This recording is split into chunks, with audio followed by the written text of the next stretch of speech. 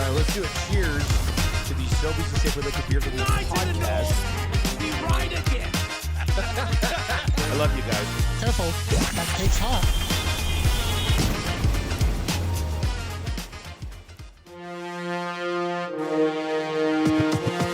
All right, let's do a cheers.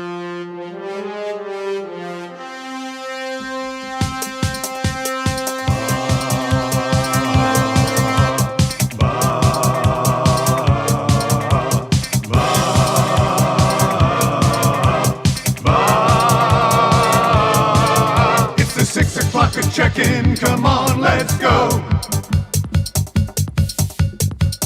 It's the AM nasty big hello. It's that static AM radio. It's the cool Ben Red Hot Nielson show. Let's go.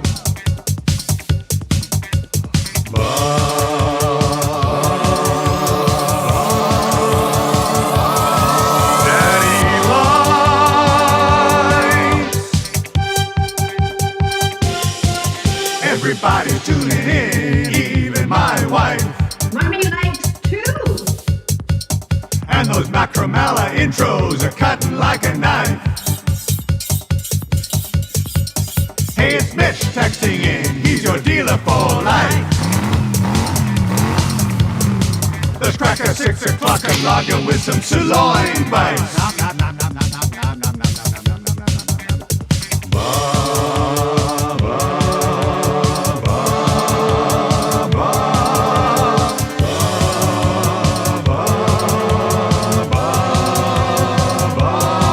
Daddy lights.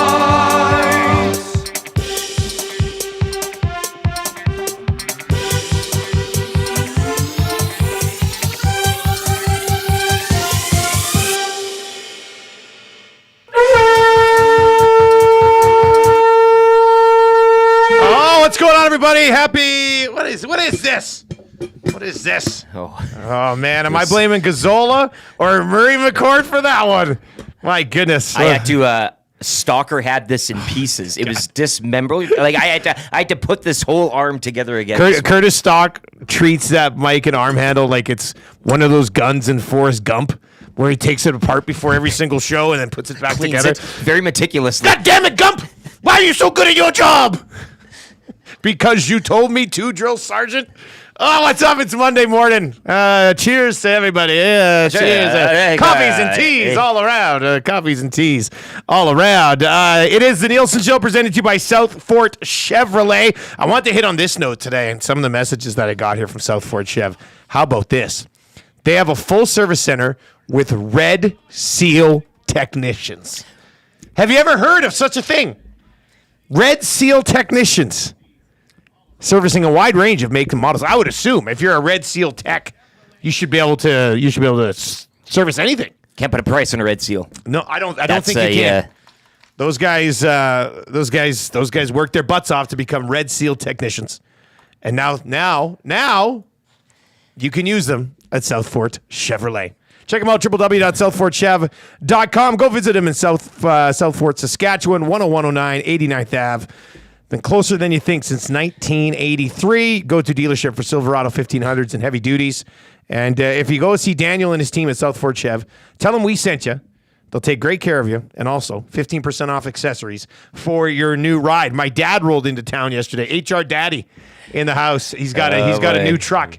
And he's got the running boards on. Just got the running boards on because, he's old and has trouble stepping up into the truck. Bit of a truck off at your place now between you and Pops, eh? Well, it's nice because it's a nice truck. He's got the color's a little weird for me. It's like a sunset orange type of thing, or maybe reddish. I don't know. It's a retirement truck, eh? My truck's a little bit bigger than his truck, so I was just like, oh, nice little truck. And then my sister and my brother-in-law got in, and they drive a Tesla because they're from Victoria. And they come in the house, and Candace, my sister's like, wow, you got real manly truck out there, eh, Dustin's like, yes, I do. Yes, I do have a manly truck. Thank you for that. Also, it can be a womanly truck when my wife drives it. All right, let's Stop freaking out about that. Men or women can drive trucks. How many red seals do you have, though? Two. I got 2 red seals. That's how it works. I am coming in pretty full of myself today. I used a hand saw. I think some people call it a hacksaw. I don't know. In front of your dad. No, I wish. I should have saved it.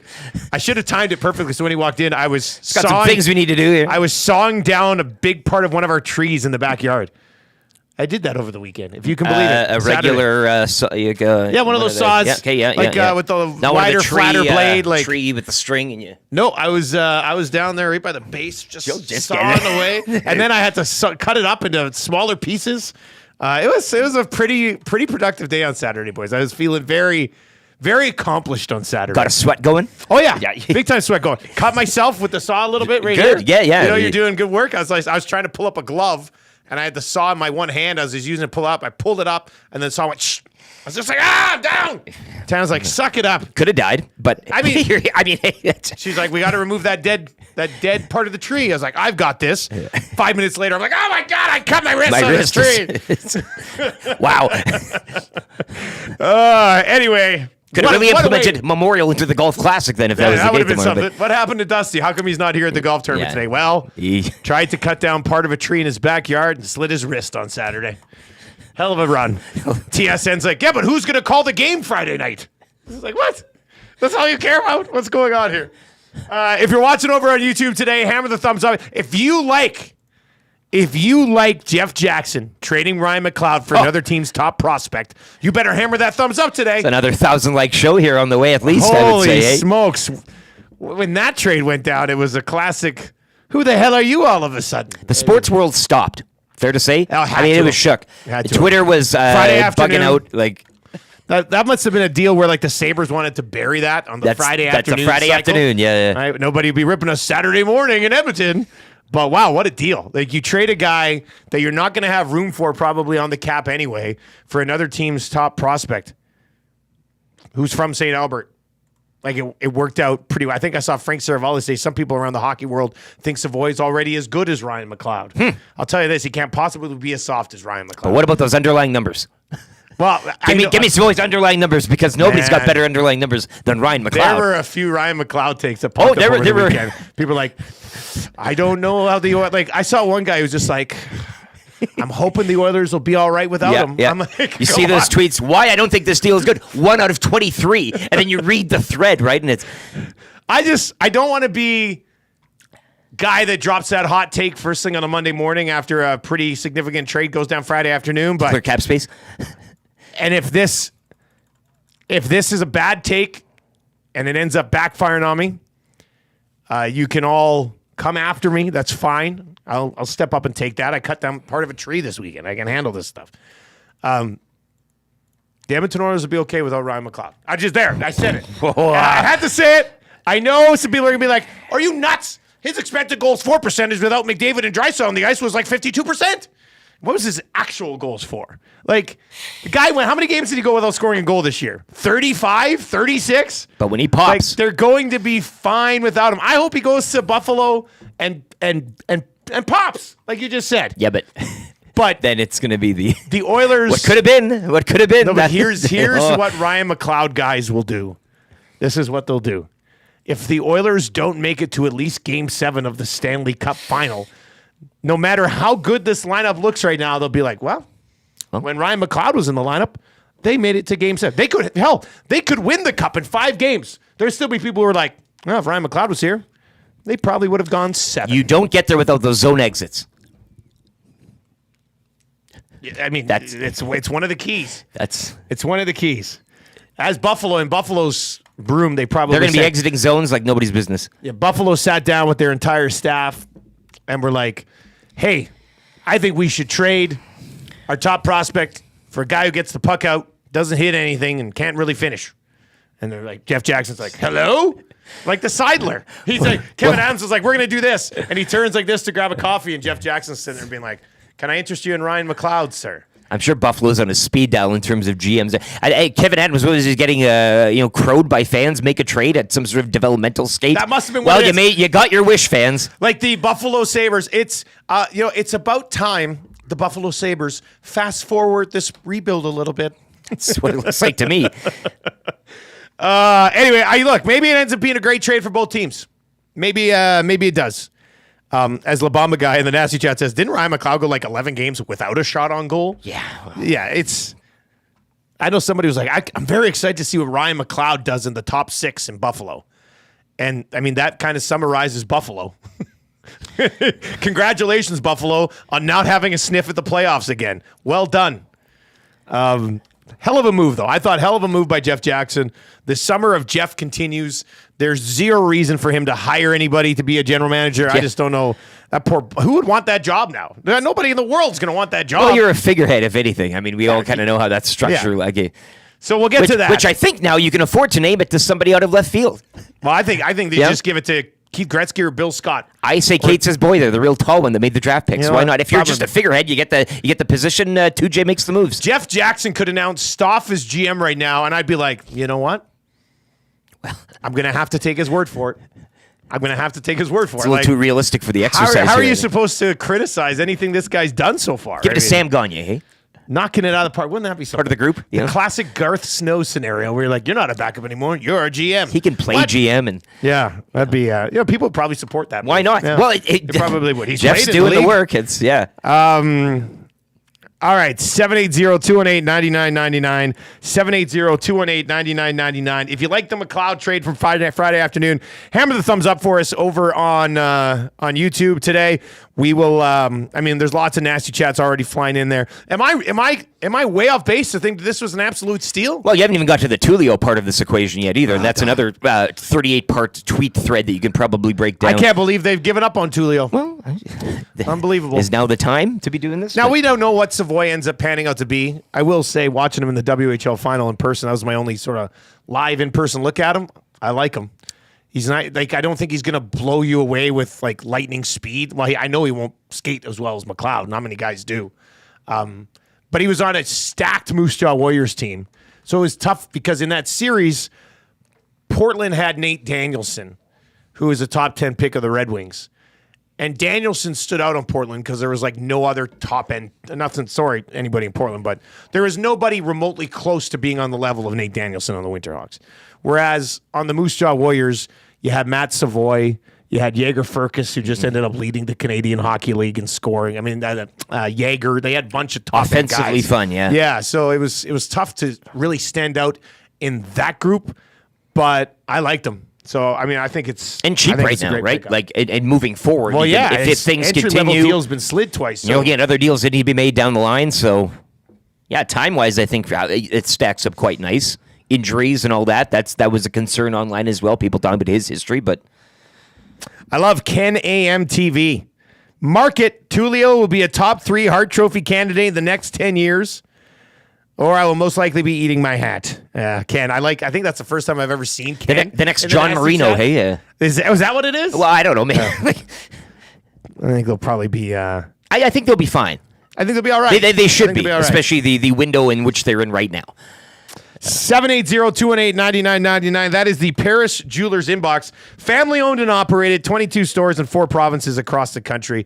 If you want to remember the weekend that McLeod was traded, what better way to remember it than to get engaged to the one that you love and get a ring at Paris Jewelers. Or a pendant, hey? Paris Jewelers. Or a pendant For to that remember. for that whole deal. Yeah.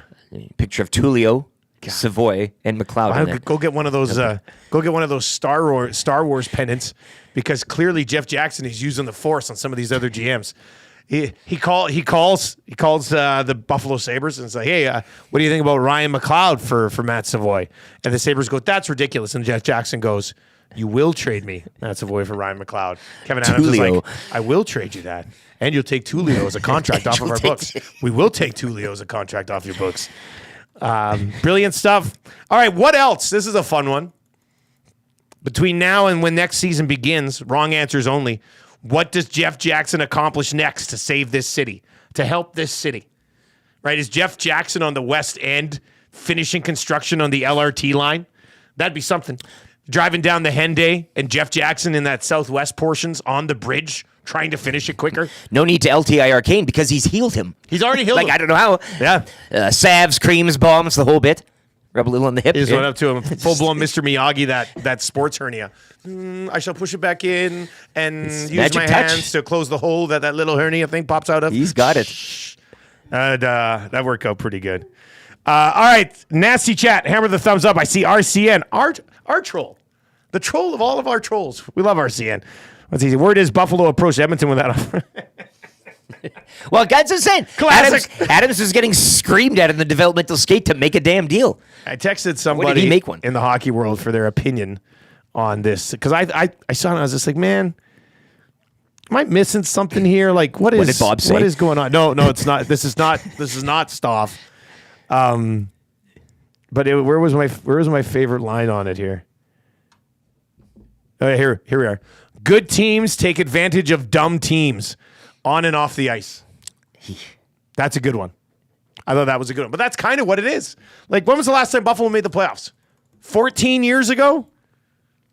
This is the type of trade that you look at back as an organization and go, man, like, been 13 years since they made the postseason. Like, They went away from the logo head, and they've brought it back already since the last time they were there.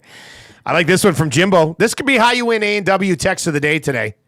A&W text of the day. Get those two juicy mamas for $9.99 right now, only at A&W at all participating A&Ws. Drive-thrus are open at most A&Ws, except for like maybe one or two who are really sticklers on working 24 hours.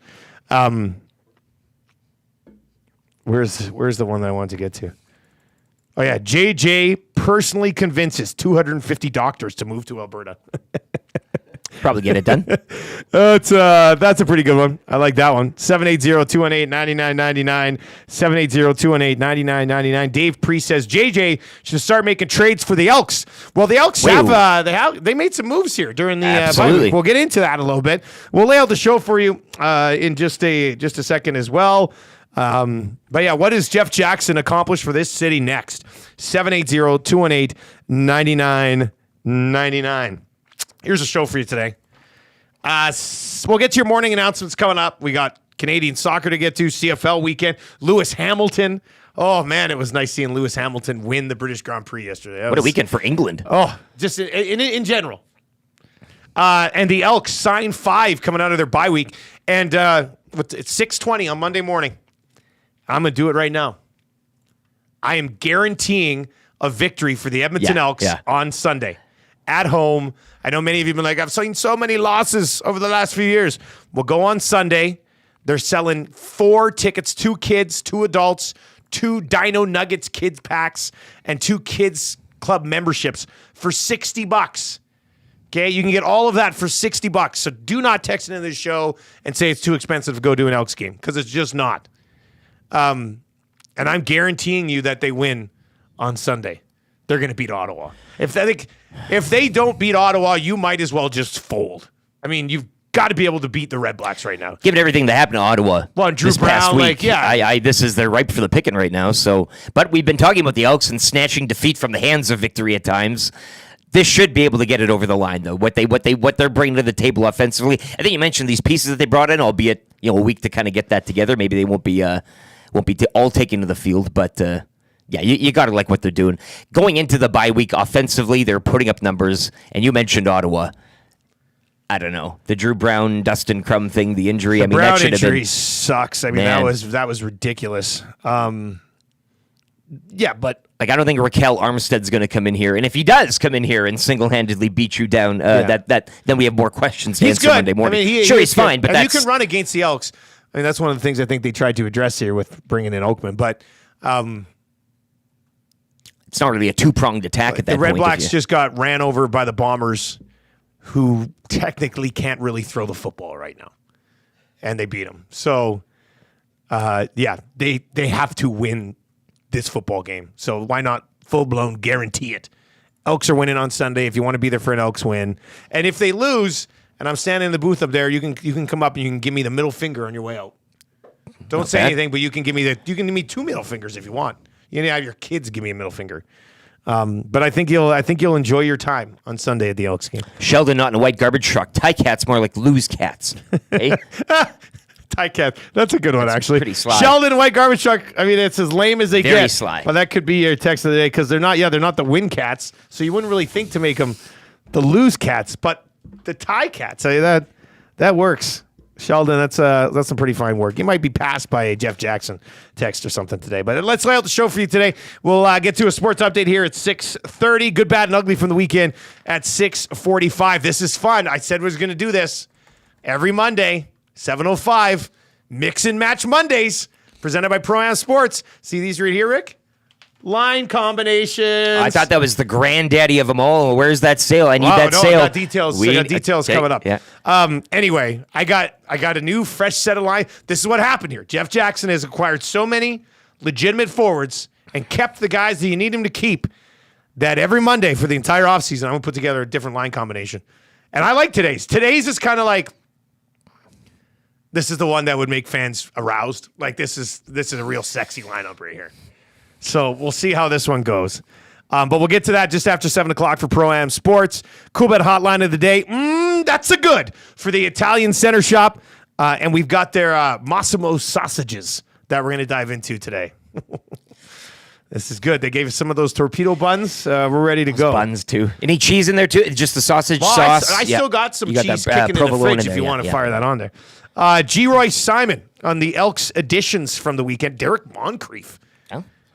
How about that? Give me a little Zach Mathis. You will watched ya? Moncrief with the Riders recently? Yeah. As recently as... other side of 30, Yeah. but, a guy that knows Jones, knows the system, so... A veteran guy. Yep. I'd be interested to see where he fits in. The Oakman acquisition is funny because you saw Sresno with the ice pack down in Regina. Yeah. The Elks now have Gittins Jr. and Oakman.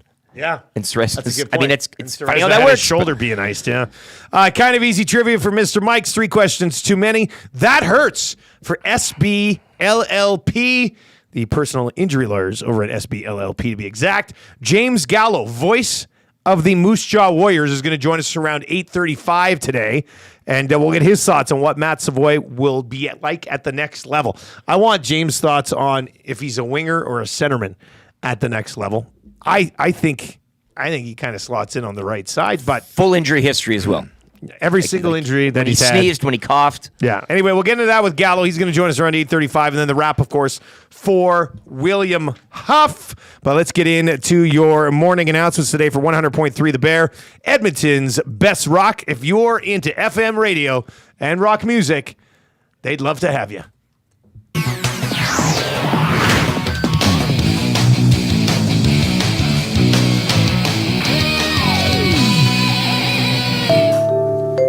We are 10 away from changing 100.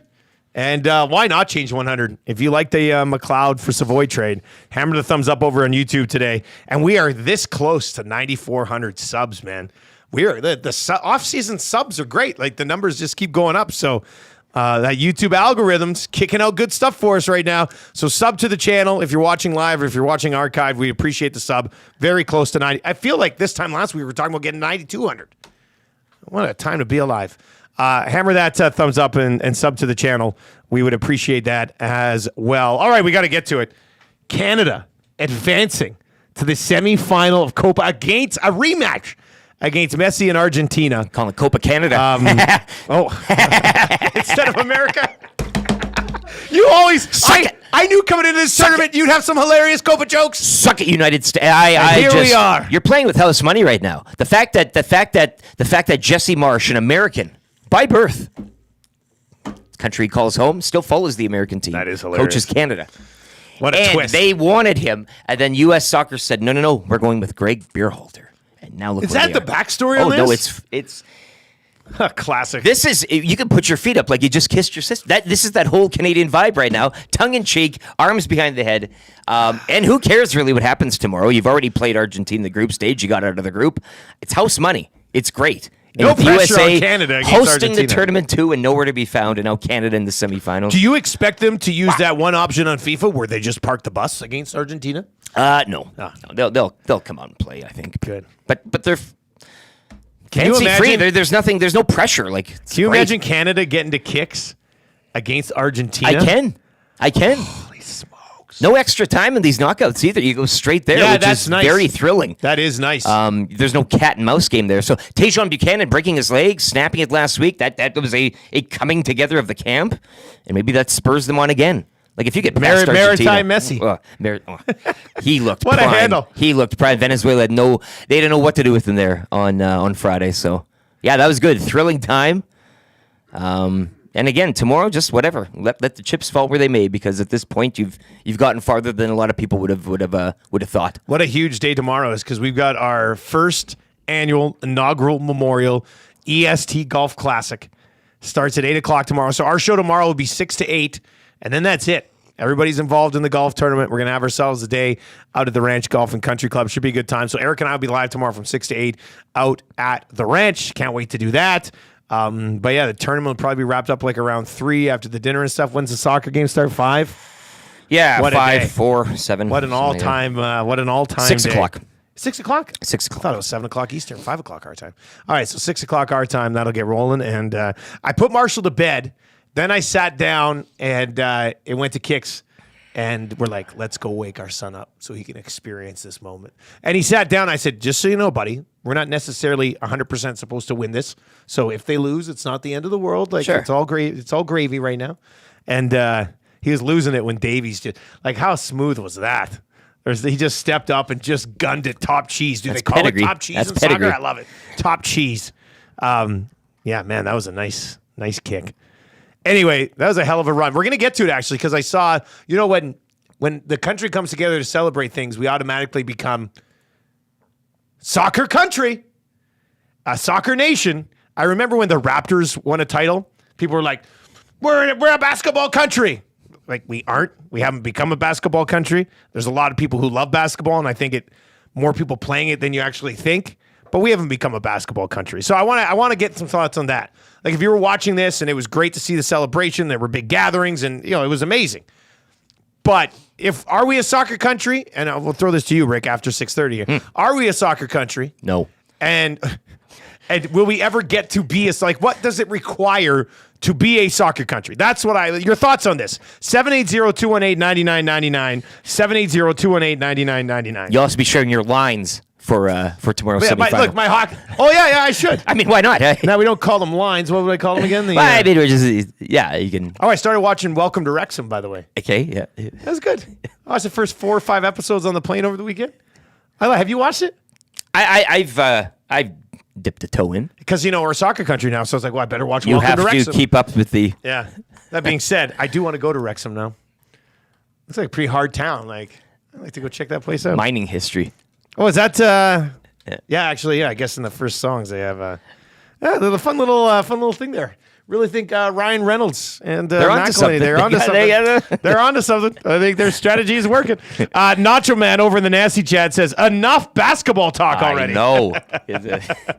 I like that one. Lots of good Jeff Jackson text messages as well. We'll try to sort through. Oh, man, there's a lot of them. The inbox taking a nice old-fashioned pounding here on a Monday morning. Let's get to a sports update right now with Lieutenant Eric. We'll try to answer that question. Are we actually a soccer nation?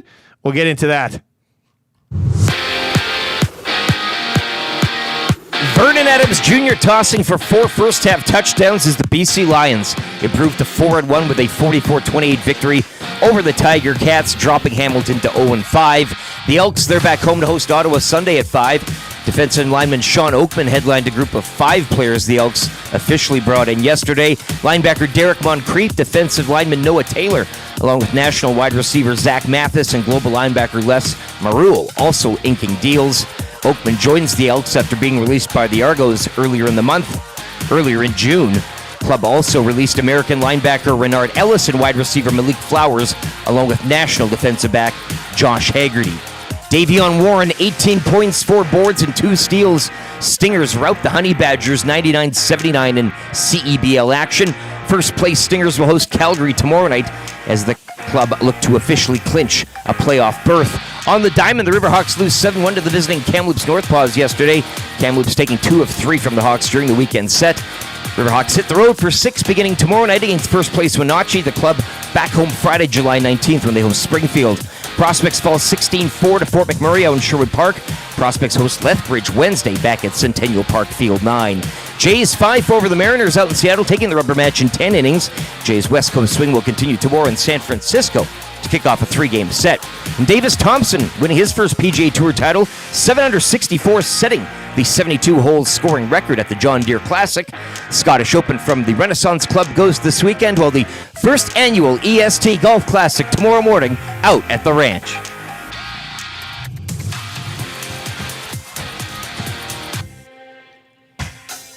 What say you? Hey, nasty crew. We got the Nielson Show flu. Well, there's nothing we can do about it. What say you? Hey, nasty crew. My wife thinks I got better things to do, but there's nothing I can do about it. We're tuning in, we're listening online. We catch up with the podcast when we fall behind. We're texting in the nasty chat, what's on our mind. 780-218-9999. No more interference from corporate interest. Just Tutti and Eric and all of the bad guys. Like Brzezinski and Noodles, Gadrick and Gage. Maybe it's but a cool band to make a little wager. We can't wait for the Monday Mandate. Shaggy's always on time. Tommy's always late. Would you like a cup of tea? Forget about the old place. Hey, we were number one in the text race. We don't miss all the commercial breaks, but we sure miss Nickelback today. We wanna hear some Huntics and we wanna hear Renee. Why not hold the neck up when I wanna kiss away? Beat left to tie a fire and remember that name. We love every goal song, but what about Randy Canes? Macramel, Rapapo, Dragger, Engineer. It ain't Christmas season, but they sound like reindeer. Button and my cousin and the tales of the North. All the fucking human person, Dusty go forth. What say you? AM Nasty crew. We got the Nielsen Show flu. And there's nothing we can do about it. And there's nothing we can do about it. And there's nothing we can do about it. All right, there's nothing you can do about it. It is the Nielsen Show, brought to you by South Fort Chevrolet. Down to earth. They're not going to pressure you when you roll out there. Roll in, find what you can afford, and they'll hook you up. Find the right vehicle that fits within your budget. Casual, approachable, family-friendly. And their GM is really into Nerf guns. Has a whole Nerf gun wall right in his office. So, I don't know. I love how, like, super successful people still have weird things. And this is one of them. I think it's great. I think his love of Nerf got him to the position he's probably in, so you kind of, you signify that with the display. But like, you walk in, and he's got, like, the goggles on and everything. And people are like, who's that guy? What's he doing around here? You're like, that's the GM. I think I mentioned... I'll take 2 vehicles. Milner Gager, I hope those Gatling gun Nerfs, like the big ones. The 200... Well, nowadays, like, Marshall will get the odd Nerf gun, and you get like 144 bullets with it.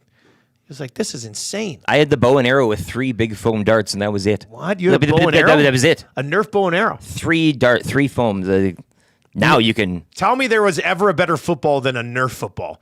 And I'm not talking the one with the stupid tail on the end. I'm talking like the original Nerf football. With a big bite taken out of it. Yeah, the dog would bite it. You'd still have to throw it, and it would be all wobbly. That ball you could send on a spiral, and it would almost make noise. Well, I guess the one with the tail made noise. Some of those, they have the aerodynamic curve built in. Yeah. God, can you still buy those? I'd like to buy one of those for my son. I think that'd be... well, he asked you. You head down to South Fort Chev, and probably... I bet he's got a couple footballs. Actually, yes. If he's such a Nerf guy. I would think he probably has a Nerf football down there. If not, he will soon. Go visit them. Check out their website, www.southfortchev.com, presenting sponsor of the Nielsen Show. We're coming at you from the Popeyes Louisiana Kitchen studio today, where they do have the new boneless nugs available in all the same delicious flavors as the regular wings. They've got the boneless wings now sitting there just waiting for you for lunch today. All right, I threw this out a little bit. Now, there's some good Jeff Jackson messages that we'll certainly get to. I like the one person who said, do you think you could ask Jeff Jackson to bring back plastic straws? I totally understand where you're coming from on that one. If Kevin Adams took him, it'll be done by lunch. When was our meeting? Tuesday? Yes. We're in the middle of our meeting, and there's a knock at the door. And knock, knock, knock. And it was a listener who was dropping off a huge bag of plastic Slurpee straws for me. So now it's in the truck, And when I go get a Slurpee, I don't have to deal with that mushy straw that you can't get a Slurpee out of after 10 minutes. Got these new plastic straws, and I'm living the best Slurpee life in the league right now. So shout out to the listener for dropping those off. That was amazing. The lifesaver. Oh, man. You want some? No. Okay, well, Trev, you want any of my straws? Yes. Okay. I'll take a few straws. How many is a few here? Like at least 4. Oh, wow. If that's All okay. right. Yeah, we'll talk about it. We'll see what we can do there. All right. So, are we actually a soccer nation, Rick? No. Okay. So, what are we then? Like, how would you describe as a soccer fan? Yeah. Who's got a Liverpool tattoo on his body? Yep. How would you describe us? Like, are we just a national bandwagon country? Oh, we're a melting pot of nations, and that's a good point. We are a melting pot of nations. Look, a lot of us aren't too far removed from our ancestral roots, shall we say? So, whenever these tournaments come about, whether it's the Euros or I mean, you kind of cheer for oh, my grandpa's from here, or oh my, that type of thing. So, I mean, I don't know. We're not a soccer nation or a So you footy say we nation. need to be a few more generations into It takes a being long time, I Canadians think. Yeah. to have the passion like Yeah, that? and by that time too, I think sports such as cricket are gaining. I mean, it's a global game, basketball too, getting a foothold. But yeah, we're not a soccer nation. So- we like to get on. Look, if Canada, if something's repping the maple leaf, we get on board. Yes, Why we're, not? Olympics are coming up. We're all gonna be rowing experts, and everybody. Yeah, is, all of a sudden we I love silk and are we a lumber. butterfly nation all of a sudden? Like if I don't know. Well, it's kind of how it is. I mean, we don't pay attention to swimming. You watch swimming on CBC Sports Saturday during Yes, I do actually, but that's because I love every- swimming. just before Hockey Night in Canada. It's the swimming. Yeah, but It's no, on we all. CBC Gem. We all take a run at it whenever it's front and center. So yeah, the Penny Oleksiak craze of yesteryear. The only thing DeGrasse, it's the only thing we are is a hockey nation. sure That's it. we should be basketball. We did invent it. Lacrosse is our national sport, but Yeah, we're a hockey nation. Anything else we say we are, we're just kind of pretending to be temporarily. yeah, But that's okay. I think we have. How many nations are multiple nations of something? Right? You're either you're a hockey nation, you're a basketball nation, you're a soccer nation. I mean, that's usually how it works. Nobody's trying to take claim or have a foothold on two different types of sports nations. You're just not. except the states. But this is Well, the one. yeah, That, but this is the the States are last everything. jewel that they can't collect. Is this one right? What's that big mitt in the Marvel? Right? Well, you know what's funny? What would the states be? A football nation? Just because the NFL is so massive? They're not a soccer country. Well, baseball is they're their not a hockey pastime. country. They. I guess you could say they're a there, but- baseball country. I don't know. I wonder if you asked an American right now, are you a football country or a baseball country? I wonder what they'd say. Any Americans watching right now? We know we got a bunch of you. Any Americans watching right now? Are you a football nation or a baseball nation? You can't say both. You conceited jerks. You have to pick one. 780-218-9999. 780-218-9999. I love Dex. Dex texts into the Paris Steelers inbox and just says, Repage. That's Olympic. I like One that one. chance. All right, let's see here. 780-218-9999. 780-218-9999. Siggy's in it says, the United States loves hot dog eating guys. That's a good one. You missed the 4th of July there. It wasn't the same kind of thing. Yeah, it was all a bit of I a didn't different care 4th about of it. July Yeah. celebration. He was somewhere and Well, this is a good one. This text comes in from a 403 number at 780-218-9999. Guys, I think we're a curling nation too. that's not a sport though. Well, so we're told whenever curling's on, right? Like Who says that? there's people out there. Curling is a sport. My God. If you don't think curling's a sport, you're nuts. Love curling. The Georgia Satellite. Georgia Satellite, you're coming up for the Nasty Bash, July 26th. Invite only. Once we get the golf tournament wrapped tomorrow, we'll start to focus on the Nasty The Bash, mind get will, the yeah, entries yeah, going yeah. and stuff. Trev, you weren't around for Nasty Bash last year. I don't like your chances of lasting through the night. I remember seeing some videos, and it looked like a grand old time. That's exactly what it is. I can't wait. The Nasty Bash. A grand old Still have to time. find that team picture that we had out by the field, hey, by the bar. Yeah, and the is patio. that on my phone? Somebody had it. I don't know. I think I have it. Lost in the shuffle. Somebody has it. That's a good point. If you're watching over on YouTube today, hammer the thumbs up. Give us a sub. We are almost to 9,400 subscribers over on the Edmonton Sports Talk channel. So that would be great as well. Yeah, the curling thing is that would probably be our number 2. Right? Like as far as most Canadiana hockey, curling. Look at all of our tennis stars of a few years ago. Yeah, we had a good tennis run. Like the youth coming up, like yeah, on both I'm sides. sure at some point there was some tweets being like, we are a tennis country. Hey. Collectively, we're we not a get that tennis way. country. We're not a soccer country. We're not a basketball country. We're a hockey country with a sprinkling of curling. We like ice. Because we're way up in the frozen north where it's going to be how much? I stepped outside this morning at 5 a.m. I stepped outside and went, ugh, it's already too hot. At 5 a.m. Gave her one of these. What's the temperature right now? Let's see here. Clausen. What's the temperature We do have a at heat, this very moment? Heat warning in effect. It's already 18 degrees. Looking for a high of 31 today. Yeah, without the Humidex. Tomorrow's 33. 35 with the Humidex. Oh! Now, luckily, a tournament's most of the morning. So we should be off the course by like 1. Maybe a bit of a breeze. So, good. Give me a little bit of a breeze. Just a nice breeze helps. It's going to be 10%. It's going to be a 38 with the Humidex on Wednesday. That's kind of Wednesday, that's I'll your be big hiding boy. inside. That's your big boy. I think with my family in town, my nieces are here, sister, brother-in-law, parents. I think Wednesday's going to be a mall day. Like they haven't been to the West Edmonton Mall in like 12 years. So we're planning on going, like I won't be able to roll into the afternoon, but they're planning like a mall day on Wednesday. Probably a good idea. If it's going to be 37 out. 38 with the Humidex. Yeah. I think a couple water massages, maybe hit that water park. Don't even get me started on the water massage thing. Do you see this? Do you see what happened to the water massage place? No. So, as at the mall. Oh, we went and saw Despicable Me 4 on Saturday. Okay. It was good. It was really funny, actually. I fell asleep for part of it, but I usually fall asleep in movies. It was pretty good. I enjoyed it. Anyway, we were there. We had to go get Marshall's glasses rearranged or something. And the water massage place is now set up right by where the cinnamon bun place is, by the ship. And I'm like, wait a second.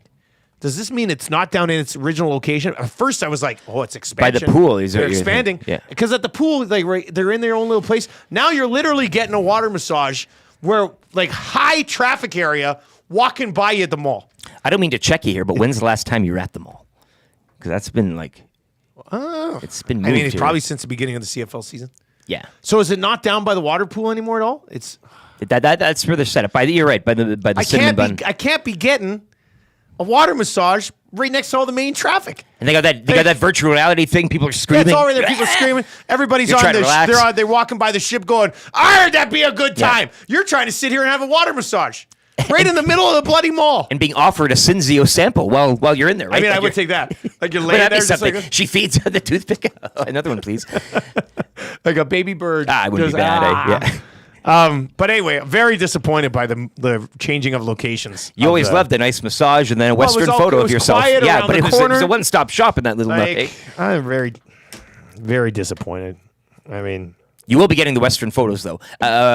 Whole family in town, right? I think you all need to go. actually, last night, so we're Do it sitting up. there last night. The kids go to bed. We're sitting outside. Did a bunch of yard work this weekend. Laid down some new mulch and stuff. Hated every minute of it. The peat. But it looks pretty good. Anyway, we're sitting around last night outside. And we're talking, and my mom's like, "Oh, and on Wednesday when we go to the mall, we have to get an old timey photo." I was like, "Man, we got old timey photo 2 years ago." We need updates. But my cousin, like their kids' cousins are here you now, go. and their girls want to get an old timey photo. I was like, "Go get the old timey photo before I'm done work. I don't need to go back You for have to another be part of the old-timey old-timey photo. You got to be in there. Something. Photoshop me in." Photoshop me in what I'm wearing today. With your cool Bet shirt. T-shirt, Edmonton Sports Talk hat. Who's it? And then they can be like, "Who's that?" I'll be like, "I was a time traveler." That'd be a lot of fun, actually. Living out your reality. That'd be, dreaming your reality. Right? That'd be pretty good. 780-218-9999. 780-218-9999. If you're watching over on YouTube, hammer the thumbs up. Closing in on 150. And like we said, if you like the Ryan McLeod for Matt Savoie trade, hammer the thumbs up today. Good for Kevin Adams. Who doesn't? Who doesn't? Sabres fans trying to put a positive spin on it yet, but they haven't watched Ryan McLeod go on a full flyby for an entire game No? physically. That speed will get you. Yeah. Speed kills. All right. Coming up just after 7 o'clock. We're going to get to the good, bad, and ugly here right away. But coming up just after 7 o'clock, the first installment of Mix and Match Mondays, where I will give you, I would think over the next 2.5 months, somewhere in there with my different line combinations every Monday, I will be able to correctly predict the opening night lineup for the Edmonton Oilers. We'll hit. Like, what are the odds that I roll out, like, what'll it be? 10 or 11 different lineups? I don't actually nail the exact opening night lineup? That'd be weird. Don't put it past old Knobloch. Maybe it's the one I dropped today. We'll get to that just after 7 o'clock. So if you're sitting here today going, man, I just want line combinations, guess what? We're going to give you line combinations. Now today. that's exciting. Yeah. Oh, very exciting, isn't it? Very exciting. Oh, shout out. I want to throw out a conch to Brother Morg today. Brother Morg texted in earlier with the 54-inch, no, the 36-inch. One of the big pizzas from Big Mamas and Papas. Big boy. You see that? The big boy. And they took it down. There was like 5 pieces left. Do you know how much pizza that is to eat? It's 55 pieces that they went through. You kind of have to put a dent in that thing. Ordering it and being like, You can't be like, oh, you know Jeez. what? I'm not that hungry. where are you going to... Well, why'd you order a 36-inch pizza? You idiot? gotta, get on the job. Yeah. Anyway, shout out to Brother Morg. Jeff, did you see that picture today? I did not, but also shout out to Brother Morg because I went disc golfing yesterday, and the disc that he gave me, I guess he brought them here, and I kind of took all 3. Okay. You didn't leave one for Zach to go? No, no. But the one that he gave me, I got a hole-in-one with it yesterday. A hole in one. It's 6:49? You're just telling us you got a hole-in-one yesterday? A hole Yeah. in one. Yeah, so it was pretty cool, and I was like, hey, I thought of Brother Morg, and so I wanted to give him a shout-out.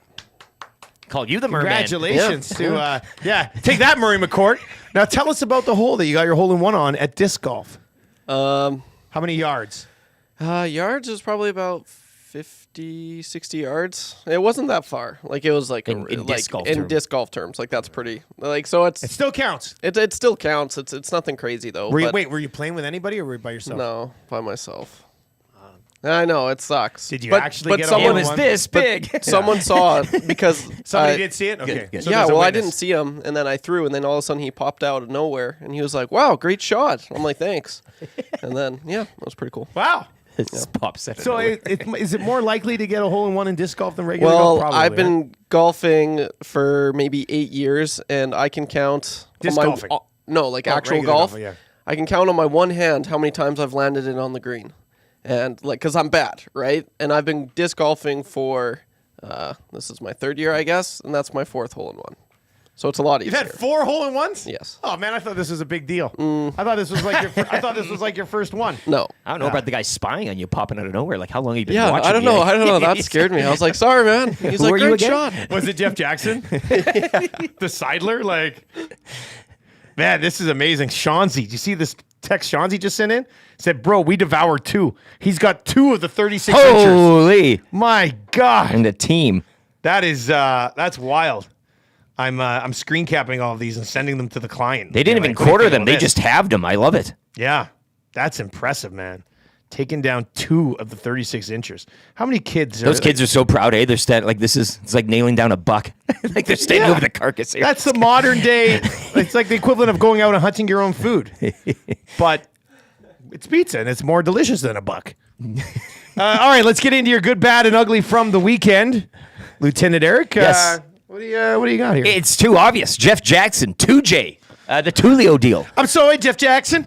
Oh, you are for real. Freeing up cap space, McLeod. You get a dance partner.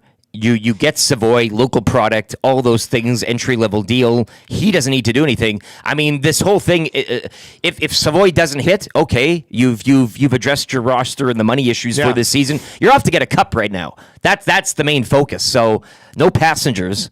That was kind of the point. But yeah, it's Jeff Jackson. Good all day. He was good last week. Good over the weekend. What's your next act, 2J? Yeah, well, I mean, what happens now? I know Pagnotta, who's coming in for the golf tournament, might be in on the hangout today, actually. Yeah. Anyway, It's on Hello he Hockey. said on eh? Hello Yeah. Hockey over there. What do you say, Trev? They're still looking at maybe moving CC or Kulak in an upgrade? Yeah, they're looking to Can you do a little imagine that? some, which is Can you which is imagine Jeff crazy. Jackson checking off every single box Can't put it past that him now. Ken Holland couldn't check off? Yeah, it's impressive. And that's one thing for sure. Like, if this Savoie deal, if it doesn't, I don't know, for whatever reason, now they have a valued prospect that you can up and just put that with the CC. Yeah, with exactly. So it's actually, it's interesting for sure. Shawnzy says 17 kids, 10 parents. All right. That's 27 people. Those 2 pizzas fed 27 people. Love it. My good from the weekend is Sir Lewis Hamilton winning the British Grand. What a race it was. My goodness. It was outstanding. There was a little bit of rain mixed in, so they had to go to intermediates at one point. George Russell started on the pole. Lewis was right behind him. Lewis passed George. Then Lando came in and passed both of them at one point. And then they go in with about 12 laps left. Max puts on some hards. Lando and Lewis put on the mediums or the softs. And then it was on. Verstappen caught and tracked down Lando for second. And then he was closing in on Lewis, but ran out of time. So Lewis Hamilton sets a new Formula One record with his 9th victory at Silverstone. Nobody has ever won a single event more times than Lewis Hamilton has now won his home race. And it was good to see. He hadn't won since 2021. It was kind of nice to see. And now they've actually had 6 different winners in Formula One this year. Well, and I know we're not maybe a racing nation, but Stroll in the points, 7th for Aston Martin. So good to see there. Haas was 6th. Hulkenberg finished 6th. Like, it's weird because Lewis is leaving Mercedes for Ferrari, and Ferrari's just fallen off here at the mid-season point. Yeah. So we'll see how that sorts itself out. But yeah, that's my good. It was Marshall's been cheering for Lewis Hamilton since we started getting into F1. Hasn't seen him win in 3 years. So he was pretty stoked. Yeah. He was pretty stoked yesterday. It was a lot of fun to see that. All right, what's your bad from the weekend? Bronny James California Classic. What? Scratched from the second game due to knee swelling after only 4 points in his summer league debut. I know. Yeah. I mean, their first round pick shot the ball worse, technically, but nobody's going to say anything about it. It was plastered everywhere. It was like a Leafs thing or something. Yeah. Couldn't turn away. Yeah. So he's done, I guess. Well, What are your thoughts on Bronny James? Like, is he? I think he'll play in the G League this year. All other second round picks would. Yeah. That's. But the attention to it now is just so but much. he's not sitting here, hey, put it on me. Everybody else is talking about it. It's not like Bronny James is being like, nobody's giving me the love. Like, people just, if CBS wasn't putting together a video of every single shot he took, like, it's being force-fed out to people. Oh, yeah. It's not like he's asking so that people eventually become to hate it. That's the point. That's the thing. Like I said, don't worry. I got summer episode coming up here. Somebody said I should use the PowerPoint presentation for a 3-hour presentation on why LeBron technically is the GOAT. Or wide shot show. Like, I've found a lot of good juicy stuff lately. It's gonna be amazing. Just take all this and package it up. It's all gonna be there, boys. Yeah. Like, and that's maybe I'll get to my bad on that. This will be my bad. Because I didn't have a bad. I got an ugly, but I didn't have a bad. My bad is getting to the booth on Thursday night, and Suits rolls in, sits down next to me, goes, "Oh, we had some fun on your show today." I said, what happened? He goes, I said, I saw something on Twitter about you saying that Michael Jordan's the greatest of all time. He goes, yep. Unsolicited. Yeah, he just came on and bullied his way in. No. That was brought up by somebody. It was brought up by somebody, and it's bad. It was Thursday. Milton's the basketball guy. My best friend rolls into the booth to work a game with me, and you guys have pinned him against me, and one of the most passionate things that I care about, unbelievable. No pinning. Where's the teamwork around here? He did say that he would talk to you during the broadcast and bring up MJ stats and points and related to what? I dare him to do that on a CFL broadcast. Didn't put his money where his mouth is. That's the hill I die on. Like, that would be it. My boss would be like, how come you didn't call the second half of the game? Well, I had to talk about how Michael Jordan on the Dream Team, which is viewed as one of his legacies, had the second worst shooting percentage on the entire Dream Team. I want to struggle. The only guy who had a worst shooting percentage on the Dream Team was Christian Laettner, who I love because he went to Duke, but he should have never been on the Dream Team. Choking him out while the play's going on. Next. Shut up. Let's go to a shot in the booth. Yeah. I'm Homer Simpson him, like on the neck, like he's like. A lot of gasping on air. Like nobody knows what's going on. That'd be a lot of fun. So anyway, that's my bad. You guys trying to once again drive a wedge between me and my best buddy. Glenn loves coming on here when you're gone because he loves to tap dance all over the thought. It was ridiculous. Unsolicited. I think it was Milne probably because it was Thursday and he's the basketball guy. And don't get me started on Milne. Well, that's what I'm saying. This comes off the heels of your guys' Twitter spat the following night. So he was all hot and horny and ready to go. And I'm just so tired of people being like, "Yeah, but he's 6-0." Like, come up with something else. Numbers don't lie. It's ridiculous. Scottie Pippen was 6-0 as well. And Robert Horry was 7-0. So Picked me up on my head lame that one argument. Lame argument. All right, what's your ugly from the weekend? The Hamilton Tiger Cats. Yes, I got the Ticats too. It's too much. And actually, I mean, Bo Levi Mitchell rotting away on my fantasy bench last night, putting up some points and actually having a decent game, albeit I think Tied the for the Ticats. lead in touchdown. Yeah, and they BC was out in front early, and I think, a little bit of a comeback time and comeback In stats. fantasy, that doesn't matter, though. I know, Right, I you know. take that.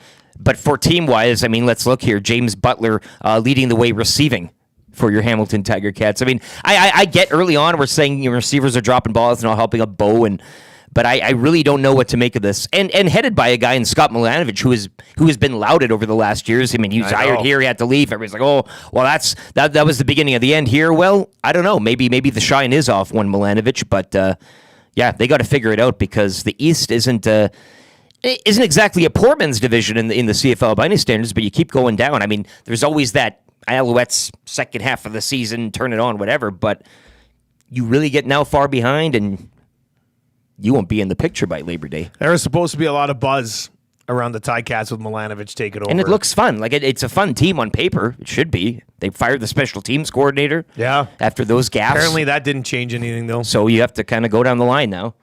It's ugly. 0-5 is ugly. And I think here, Elks fans, too, you see how that 0-4 was constructed, well, against some really, really, really good competition. This Sunday will be a test, but I don't think the Elks are so reflective of that 0-4.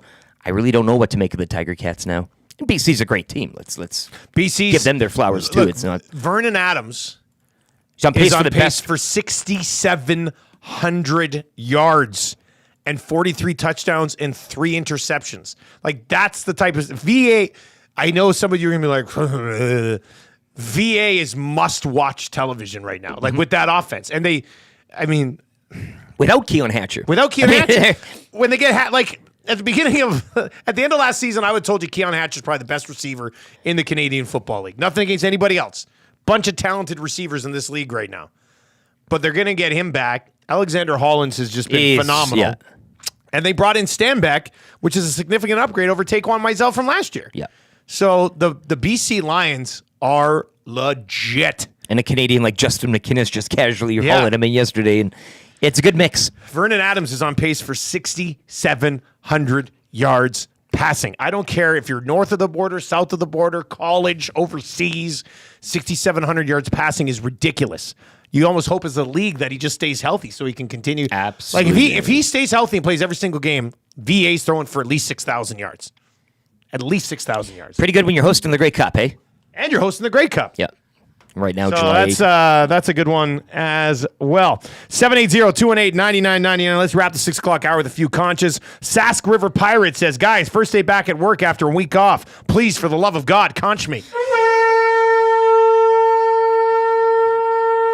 I want to get to one I think came in from Sully. Correct me if I'm wrong, Sully. But he said he's been busy at school for the last 3 months. Now he can actually listen full time again, so he's fired. He wants a conch. And Jocelyn, whose daughter's getting married this week. In this unsigned Canada can't become a basketball nation until Dusty admits Jordan is the GOAT. Let the healing begin. Oh, here, this is a great one, too. C-Max on the south side says, Dusty, enough about the LeBron over MJ bashing. Only record that matters is 6-0. This is exactly what I just said. That's such a lame cop-out of the clips. And he says, and how many buzzer beaters did MJ have game winners?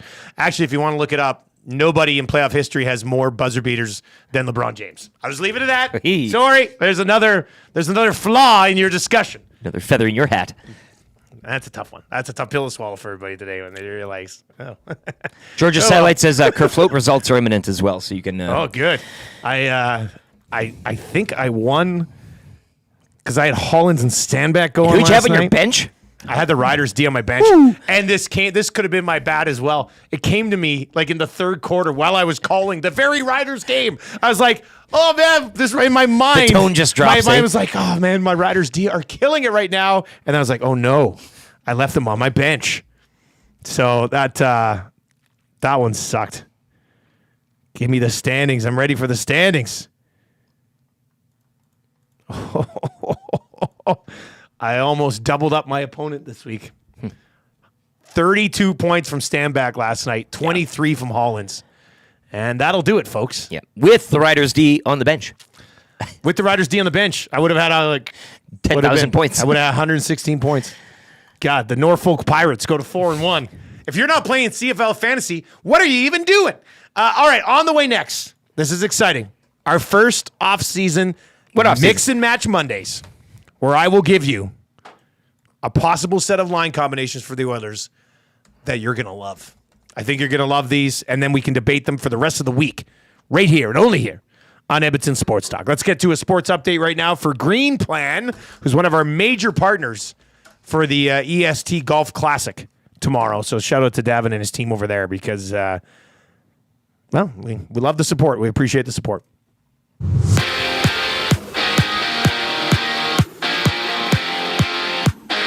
Vernon Adams Jr. tossed for 4 first-half touchdowns as the Lions improved to 4-1 with a 44-28 victory over the Ticats, dropping Hamilton to 0-5. The Elks, they're back home to host Ottawa Sunday at 5.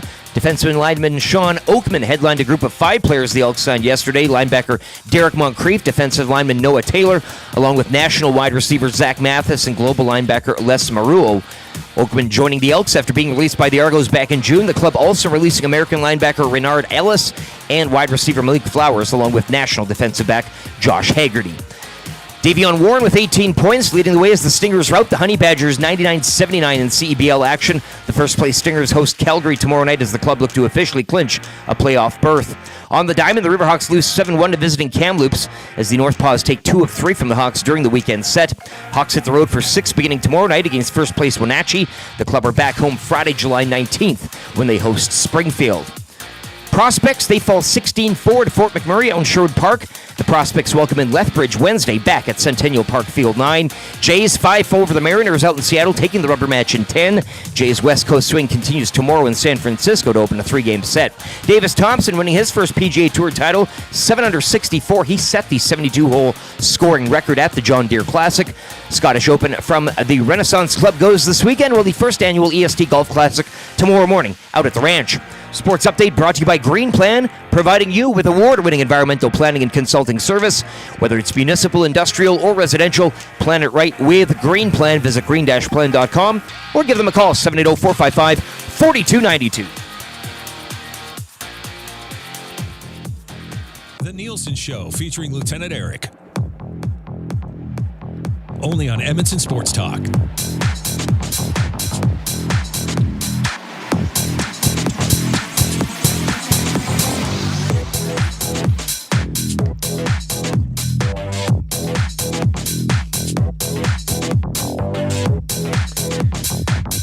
7:05 in the morning. Thank you very much for being here. It is the Nielsen Show, presented to you by South Fort Chevrolet. Closer than you think since 1983. Go check them out in Fort Sask. www.southfortchev.com would be the website. And if you want to go visit them, 10109 89th Ave is where you can get in.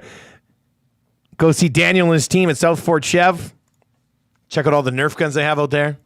And they'll take care of you. 15% off of all of your accessories on your new vehicle. That's what they give you if you tell them that we sent you. South Fort Chev. All right, you can text us anytime. 780-218-9999. That'll get you into the Paris Jewelers inbox today. If you're watching over on YouTube, let's hammer the thumbs up. We are 36 likes away from changing 200 here on a Monday morning. And yeah, lots of good text messages continue to roll in. I like this one from Dave in Section T. Says, old-timey photo like you and Lieutenant Eric in Civil War garb, or just a regular family photo like people used to get every year back in the olden times? You know, I think once we get to... You know, there's you put the thing over there. Poof. Once we get to full staff lineup come September, we should take the whole crew for an old-timey photo. Wouldn't that be great? Couldn't hurt. There'd be quite a few of us, but it would be, I think they could fit us all in, squeeze us in there. I got a picture taken one time with my buddies. There was 7 of us. Yeah. We'd need a little bit more space than that, but there's still room. They're probably equipped. That's what they do. They'll make it work. Yeah, they'll make it work. The last thing they want to do is turn away more people paying for a picture. Come on, yeah. That'd be crazy. Trev, you'd have to grow your stash back for that one, though. I would definitely, yeah. You'd That's have to have that yeah. old-timey good That'd be stash nice. back again. So something to look forward to in the fall, maybe, I guess. All right, let's get into this right now. Oh, this is exciting.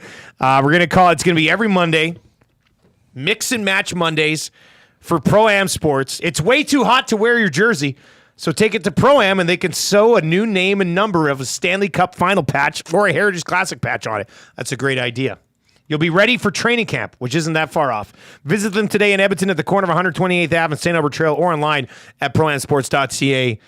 Brilliant move by those guys because it just makes sense, right? You're not going to be wearing your jersey right now. No. Take it in. Get an Arvidsson tossed on that bad boy. Yep. Get the Stanley Cup final patch tossed on that thing. And then by the time you're ready to wear it again in mid to late September, it'll be ready to roll from Pro-Am Sports. One of the gifts from 2J, right? An Arvidsson, a Skinner, something like that. Yeah, and then something you, like that. you get it back and it's like Christmas in August. That works out really well, I think. All right, here we go, boys. First mix and match of the off season. Pretty excited about this. All right, let me know what you think. This is. I think this is something. I think there's an outside shot they could go with this. I'm not going to put like my. How likely is it meter on this? Probably about like 5, maybe a 6. So this is not like they don't play the Henrique line as their third line and McDavid with Hyman and Skinner.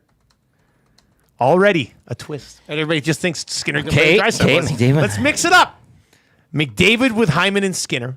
This is a super deep lineup if they end up putting this together. Now, it's also super optimistic and something we've been talking about throughout the weekend is factored in here, but you never know.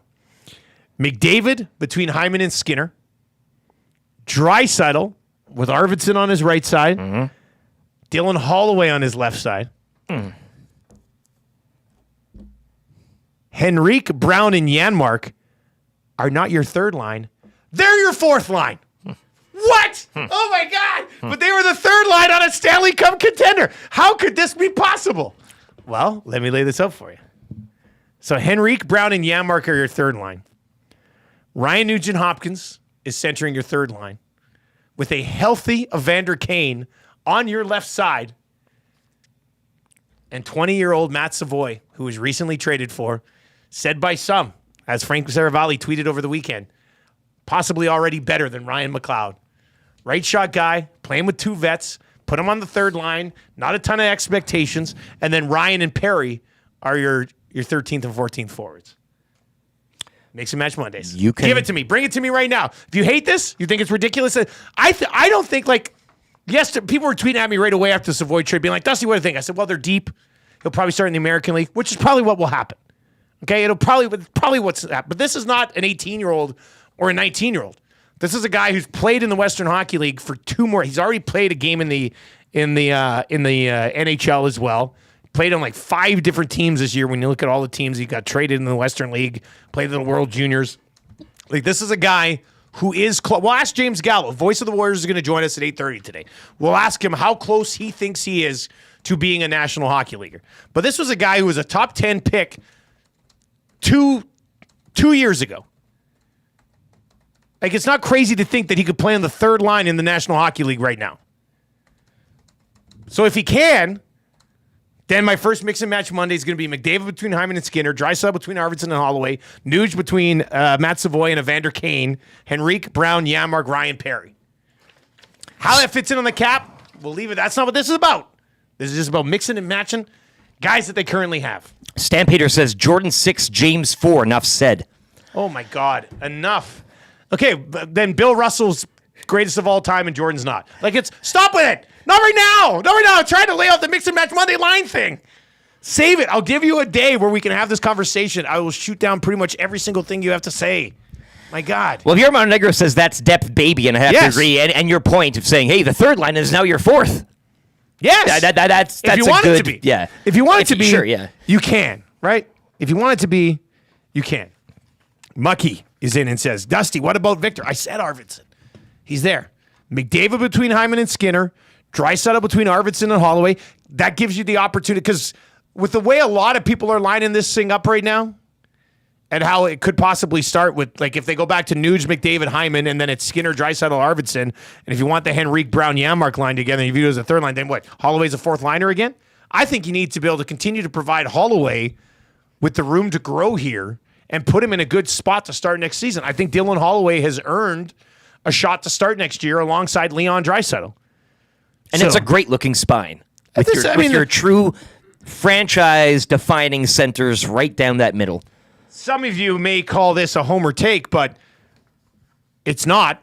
McDavid, Draisaitl, Nuge, Henrique down the middle is the strongest center group that we've seen in the National Hockey League in a hell of a long time. And that's probably the reason. It's too deep. You don't want Henrique technically on your fourth line, but I said we'd roll out some different line combinations every single Monday throughout the offseason.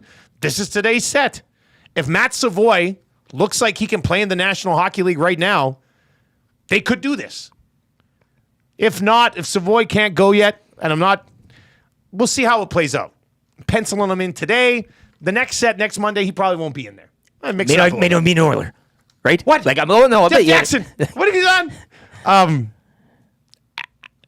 But can he have more of an impact than Derek Ryan or Corey Perry? I'd hope so. And obviously, Perry in the room thing, I get it. Yeah. But on the ice, you sure as hell hope that your top prospect can be better than Corey Perry right now. So I don't think it's crazy to slot him ahead of him. Let's see how it looks in camp. Sean is in and says, Dusty, is that not high expectations on Savoie? Let him cook in Bakersfield. Wow. Seems to me to be Yamamoto 2.0. Hope I'm wrong. That's in from Sean. No, he's not a Yamamoto. People don't realize how small Kyler Yamamoto was. Kyler Yamamoto was tiny. I don't think it's I don't think putting him on the third line with a veteran center over Corey Perry is a super high expectation for a guy who was 2.09 points per game in the Western League this year. I also don't think it's the end of the world if he plays in Bakersfield for a year. Dusty, if Savoie plays with his max goals, somebody asks. Sounds like a D-gen who's ready to bet it. Well, we're on it. 12 on the third line as a rookie with 0 power play time? That'd be great. What do you think? 780-218-9999. 780-218-9999. Leduc, Aaron gives you an option to take a third liner to the first line or even a fourth to take a shift with McDavid is another question. This team can go to the blender and not worry about what's next. And there will be line combinations here on Mix and Match Mondays brought to you by Pro-Am Sports. In August, you'll have Draisaitl up top. Don't include. Yes, that will be. Because why not? Well, that would be an option. But you could do that now. They do it before, but you can probably do it more comfortably now. Yeah. But I know people are going to be like, you're nuts for even suggesting this. But there will be mix and match line combinations at some point on a Monday here in the summer where Henrique, Brown, and Yamark aren't even together. Can you believe what do they say? The gall in me right now. Did you watch the playoffs? I know. I'm sure I'll get. I'm sure I'll get some. No, I look forward to these the Lions because you are going to get roasted. You're going to get celebrated, yet roasted every single day by some of the. But you can do a lot of things now. That's the pro. And even going full nuclear, yes, as you mentioned, a little more palatable than it would have been before. Options aplenty. Yeah, it's fun, isn't it? This is what I wanted. I want the conversation from this because it just goes to show how deep it is. The one text came in and said, Dusty, I don't think they need to rush Savoie. You're right, they don't. No. But what I'm saying is that can he come into training camp and look significantly more impactful on a third line than Derek Ryan or Corey Perry? And I think the answer is there's a chance. There's a chance that could certainly happen. So, yeah, this is not an 18-year-old that they traded for that they're rushing into the lineup. This is a guy who's over-ripened in the Western Hockey League and ready to roll. And he could go to the American. I would think probably as of right now he starts in Bakersfield. Yeah, which is totally fine. This is totally all fine. A bit of a fantasy but for type. Today's line combination. What did I say earlier? I said this is the sexy lineup. This is a sexy lineup where oh my God, the guy they got from McLeod's already playing and he's on the third line and he's how much more sexy is it going to get? Or I want people to rank these daily lineups because I think we're going to get into some muck here late July, early August, where you're really going to be going. I want you going full off the board. I want somebody to keep track of all my lineups and then rank them at the end of September. Yes. What would you say today's is? Nasty chat, Paris Toulouse inbox. On a scale of 1 to 10. Is it a 1 to 10 thing? Yeah, okay. Yeah, that's we'll do idea. that because every day I think we need to see which one, and then we can go back in the tape, look, and then score them and match them up against what Knob does to start the season. I can be a great just to keep track and watch. It does factor into if Evander Kane is around still. Yeah. If he's healthy. A healthy Evander Kane is still a really impactful player for this team, right? The way 2J moves, this could all be, I mean, in 2 weeks' time, this could all be blown up too, in terms of you naming some names on there. Well, so on a scale of 1 to 10, how much do you like this lineup? 780-218-9999. Paul from The Rock is in and says, I love this segment. I can't wait for rookie line week. Wait till he starts doing Bakersfield.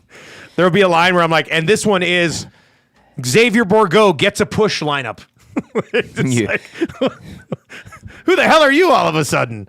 780-218-9999. 780-218-9999. Guys, I really like the trade, but Savoie is only 1 inch bigger than Yamamoto. Savoie definitely has bigger upside. It's a big inch, though. Like, that's what I've been hearing. Well, we'll get into it when Gallo joins us. We'll talk about if he thinks Savoie's size is going to hold him back. Savoie's listed at 5'10". I'm telling you, Kyler Yamamoto's not 5'9". Kyler Yamamoto's he's closer to Marshall's, actually, legitimately, he is closer to Marshall's height than my height. But Kyler Yamamoto was not, is not, and has never been 5'9". So, well, that's American too. Different system. A different system for sure. So, you're getting a 6 from Ernie, 7.5 from Zulu. Ooh, I like that. So that I'll take a 7.5. Nick Bain says 8. What? Hey, we're just getting started. Oh my God, an 8. I'm so fired up now, boys. God, an 8 on my very first lineup. That being said, I don't know how much of a better one I roll out. Well, do we touch 10? Is there a point? 10? I don't know. Can you make a perfect? Can we construct the perfect Oilers lineup? That's that Vince McMahon gift. 6, 7.5. That'd be something. So what? 8's the best we saw? Man, I'll take an 8. Early days like this, I will take an 8. Yeah. Thank you, 2J. Who is Bones says Dusty. It's an 8. There's no score lower than a 6, however, because of the quality of options at hand. That's a good point. Okay, so we're in a like tight, if I roll out a 5.5 to somebody, segment's done. Sorry, Pro-Am. How do we get there? It's like, how would you? That would be tough. The losers in it says Holloway in the top 6, please. You're right, Holloway. That's right. I got him on the top 6 on this one. 780-218-9999. Somebody tell Zach to clip this and post it on the YouTube channel. That'd be a fun one. All right, let's see here. 780, McBain the 8. Dad says a dad over there says 7.1. Yeah, I'll take it. Yeah. I'll take it. This is definitely better than a 6, though, Ernie. Yeah, Ernie over there dropping Ernie's, a 6 on us. Well, Ernie a 6. He's grading you tough. It's going to be a tough summer for Ernie. Ernie, I'm going to be like, and they're bringing a time machine in, and Wayne Gretzky and Yari Courier joining the team. 6.5. And they're on the second line, and Ernie's going to be like, 6.5. What? Ernie, you're killing me here. Tough score. You are killing me. All right. What do you think? We'll see. I would it's probably a little bit wishful thinking on Savoie, but I also think, well, who knows? Maybe when we have James Gallow on, we say, how close is he being in the NHL? And they say, he needs at least a year in Bakersfield, if not more. Well, then that's, I mean, who cares? James has watched him play for the last half a season. He'll have a good read on exactly how close Savoie is. But he's a smart player. And smart players find a way. So we'll get into that with James Gallo, the voice of the Warriors. He'll be by around 8:30 today. Geroy Simon's going to join us at 7:45 today to talk about the moves that were made during the bye week for the Elks, who are in action at home on Sunday. It's going to be a beautiful day. Sunday at home. The tailgate's going to be rocking. We got the EST sunglasses that the boys are going to be giving away. We got the EST water bottles now that the boys are going to be giving away at the tailgate. So if you've not yet checked out the Edmonton Elks tailgate experience, I'm telling you, Sunday's tailgate, that's going to be a real good time. We've been starved from one for a little while now, a couple weeks going, so it'd be nice to get back down. This text is in from a 514 number. I don't even know where that is. Savoie looks like he has more girth and is rock hard than Yamamoto, is what he's saying there. It's a big inch. I think.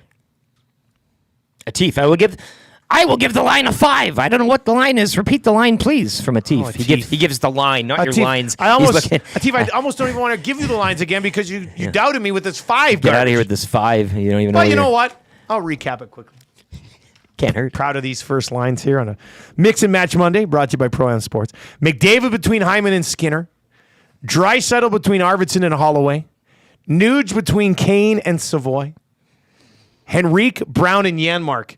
A third line that took you to Game 7. What does it do as a fourth line? Woo! And then Ryan and Perry. Perry on a contract, obviously, that can be buried if need be, but that's probably not how it works. Corey Perry would probably be in your opening night lineup. Savoie probably be in Bakersfield. But, like I said, there'll be a few other line combinations that I don't even like, but I'm going to throw them out there. Why not? Because you have to look at all angles of it. Every combination will be discussed. A shout out to Jeff Jackson, though, for making this possible. Like, if we're still sitting here just going, well, McLeod and Fogle on the third line, let's see what happens. It's nice to have a bit of a different look and a lot of flexibility. YouTube, Trev, I got to know your thoughts on this. What do you think of this lineup? Those are solid lines. On a scale of 1 to 10, how much do you like I'd this lineup? honestly give you a 9. Like that's Whoa! probably Like I'm not even joking. Like a 9! Holy smokes! Out of the chute. Woo! yeah, like there's just so much to like about this lineup. It was good before, and with the additions they made, like just looking at it now, like Zach Hyman, he was a 40-point player before he came here, and now he's an 80-point player. Like Victor Arvidsson, his highest career point totals, he was a 60-point player. So without Connor McDavid and Leon Draisaitl, who's to say he can't reach, Hyman numbers, be a point-per-game player? And then you look at Jeff Skinner, exact same thing. He's 2 years, this season was a little bit of a down year, but a year ago, before this year, he had 82 points. And so being on the same line, and he's a goal scorer, and his numbers 5-on-5. That's what I'm hearing is they're really impressive. So what him and McDavid would do, and then as far as Savoie, I think he's going to be ready. I wouldn't be surprised. You look at what Kyler Yamamoto did. He was drafted 22nd overall, and he kind of surprised a lot of people. There was some mock-up drafts where Matt Savoie was going 5. He was projected 5. He fell to 9, but he's a top prospect, and I would not be surprised if he's he had a year.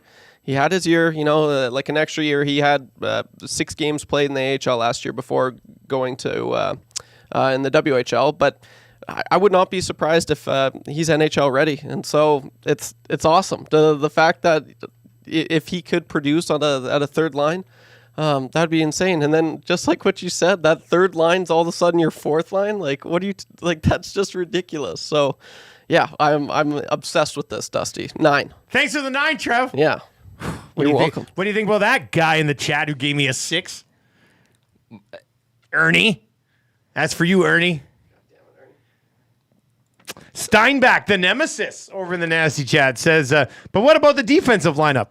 Yeah, somebody wants your penalty kill. Come on. What are Well, we? hey, What are you, a bunch of hockey nerds over here? Come on. They'll have guys who can kill penalties. I'm not overly concerned about that. And as far as the blue line goes, it'll be the same as it is always. I mean, be criticized here and there. But probably be good enough to survive. All right, let's get into your Cool Bet hotline of the day today. Let me just check a couple of things here over at Cool Bet. We'll have the lock shop a little bit later on today. Man, the Oilers are still just sitting at 7-1 to win the Cup. They haven't moved since all these signings and trades and stuff. So, I don't know. I think that's good value.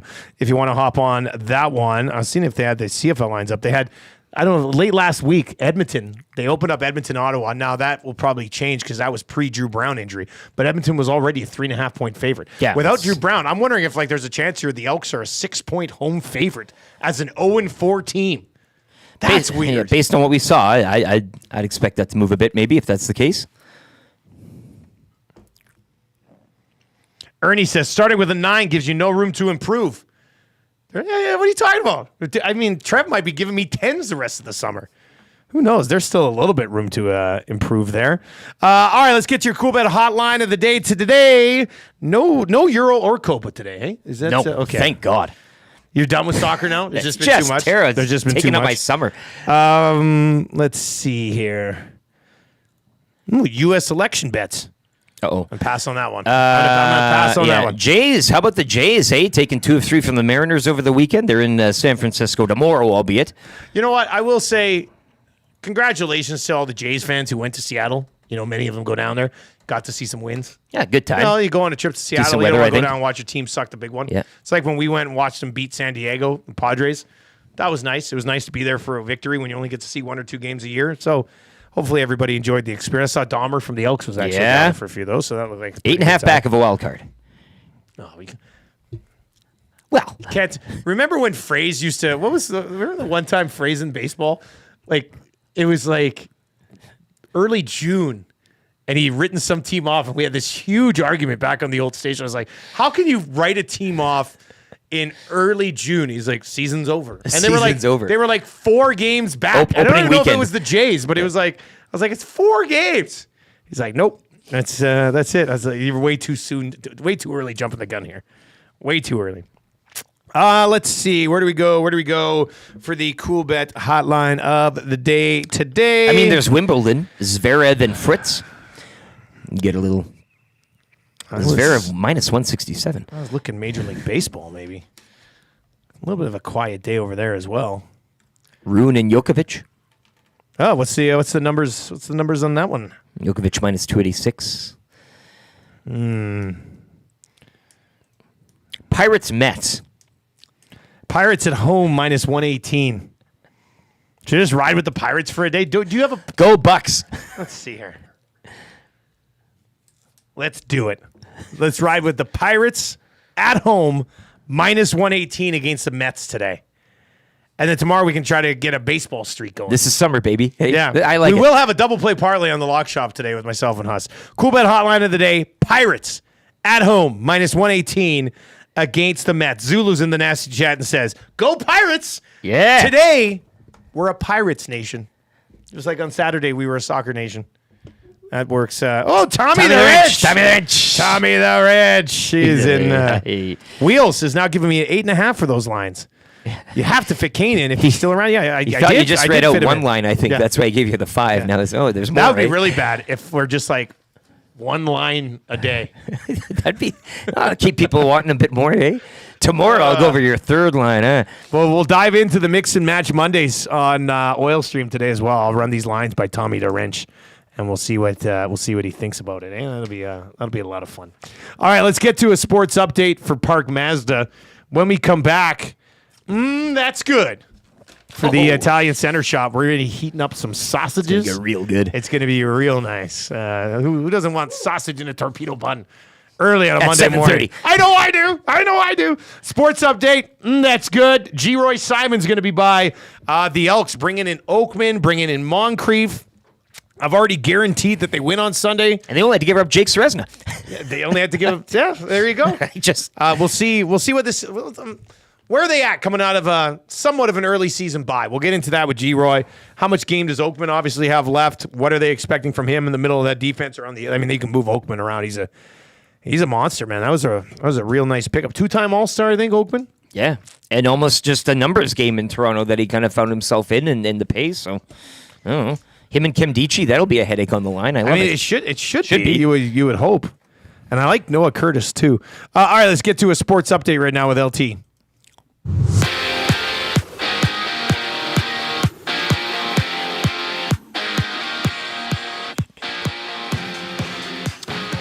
CFL Week 5 wrapping up last night. It was the Lions over the Ticats, 44-28. Lions improving to 4-1. Hamilton falling to 0-5. The Elks back home to host Ottawa Sunday at 5.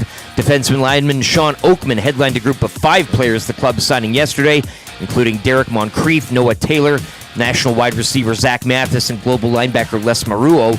The club also releasing American linebacker Reynard Ellis, wide receiver Malik Flowers, and national defensive back Josh Haggerty. Davion Warren, 18 points, leading the Stingers over the Honey Badgers, 99-79. The first-place Stingers host Calgary tomorrow as the club look to officially clinch a playoff berth. Riverhawks dropped one 7-1 to visiting Kamloops yesterday afternoon. The North Paws taking 2 of 3 over the weekend set. Hawks on the road for 6 beginning tomorrow night against first-place Wenatchee. The club are back home Friday, July 19 when they host Springfield. Prospects also lose yesterday 16-4 to Fort McMurray out in Sherwood Park. Prospects will host Lethbridge on Wednesday back at Centennial Park, Field 9. Jays 5 over the Mariners out in Seattle, taking the rubber match in 10. Jays West Coast swing will continue tomorrow in San Francisco to kick off a 3-game set. Sports Update brought to you by the staff at Park Mazda, including dealer principal Mitch Lewicki, where he loves doing his lines in his office every Monday morning. If you're like me, you like to picture yourself in luxury, even though there's absolutely no way you could afford it. And if you can, well, even better. Thankfully, I picture myself in something that is luxury, but still absolutely affordable, like the all-new Mazda CX-90 from Park Mazda. With the new luxury features like facial recognition settings and quilted detail Napa leather seating, I can pretend to be comfortable with all of my proper settings activated without even touching a button, thanks to Mitch Lewicki and the great staff at Park Mazda. I like to picture Mitch Lewicki as a figure skater. He wears like a white outfit and he does interpretive ice dances to my life's journey. Park Mazda, your dealer for life in Sherwood Park off Y Road, parkmazda.ca.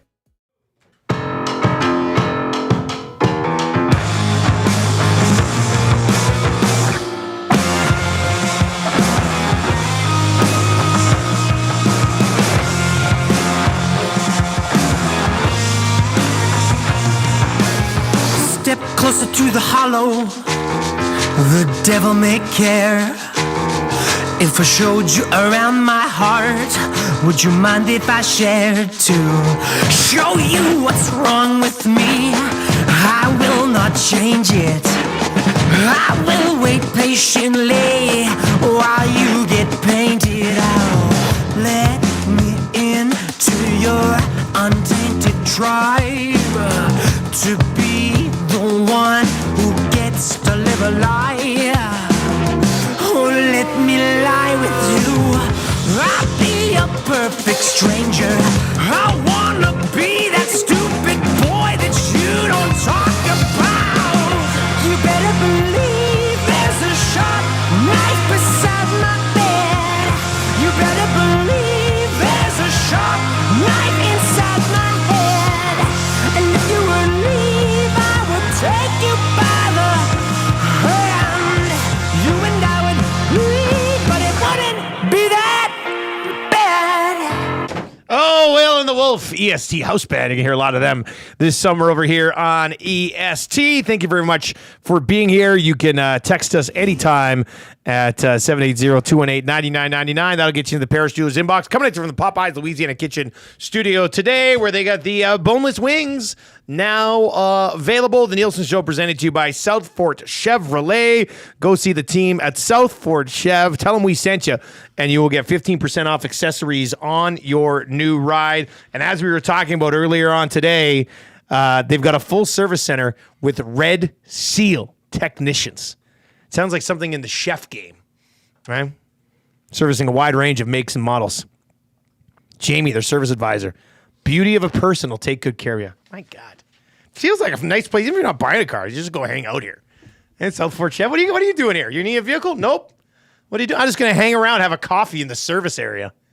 Put on coveralls and get some grease on your face. That'd be real nice. Have a Nerf battle? A Nerf battle, obviously. I wonder if they shut it down like once a year and just have a huge Nerf battle all across the dealership. That would be fun. I'd like to do that at our office, but it's just not big enough to have an awesome Nerf battle, you know? Maybe one day when we're at Shanks, that'll be another reason to make a move on the old Shanks building before they tear it down. Geroy Simon's going to join us, the Edmonton Elks. Disappointing start to the year, but not as disappointing as last year, I guess I'll say. Maybe even more I don't know. We'll get into it with Geroy. He's going to be by around 7:45 today. Right now, we're going to dive into, that's good, for the Italian Center Shop. Popped by there over the weekend. And as always, it was busy. It was busy at Italian Center Shop. Massimo Italian Sausage. It's their house brand. Gluten-free, made locally with Alberta pork, using a traditional recipe. Available both hot and mild. Add some Italian flair. Joe, walking. He's walking. Holy smokes. Oh my goodness. These things are bigger than I thought they were. That smells so good. Holy smokes, buddy. That mild. Look at this thing. Look at this. Massimo, you've done it again. That's good at the Italian Center Shop. We've told you about the take and bake pizzas. We told you about the paninos. But now we're getting into these sausages. Thanks, Trev. I'm going to need a couple of these. Did Rick tell us if this is the mild or hot? Mild, okay. Thanks, buddy. I'll give one to Rick over here. Here we go. Rick, I'll wait for you to try it. Oh, it smells delicious. You can't go wrong with the torpedo buns. You can also get those at Italian Center Shop. So here's my, that's good. I want to get to a text that I think is really good. We'll definitely go there. But I know it's also, they're going to put a different spin on it for that hurts later on today.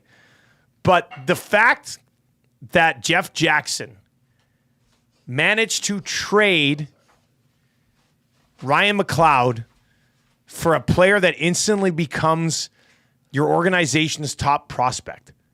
That's good. Like, what else? How else are we supposed to describe that? Like, we were talking about two guys and a goalie last week.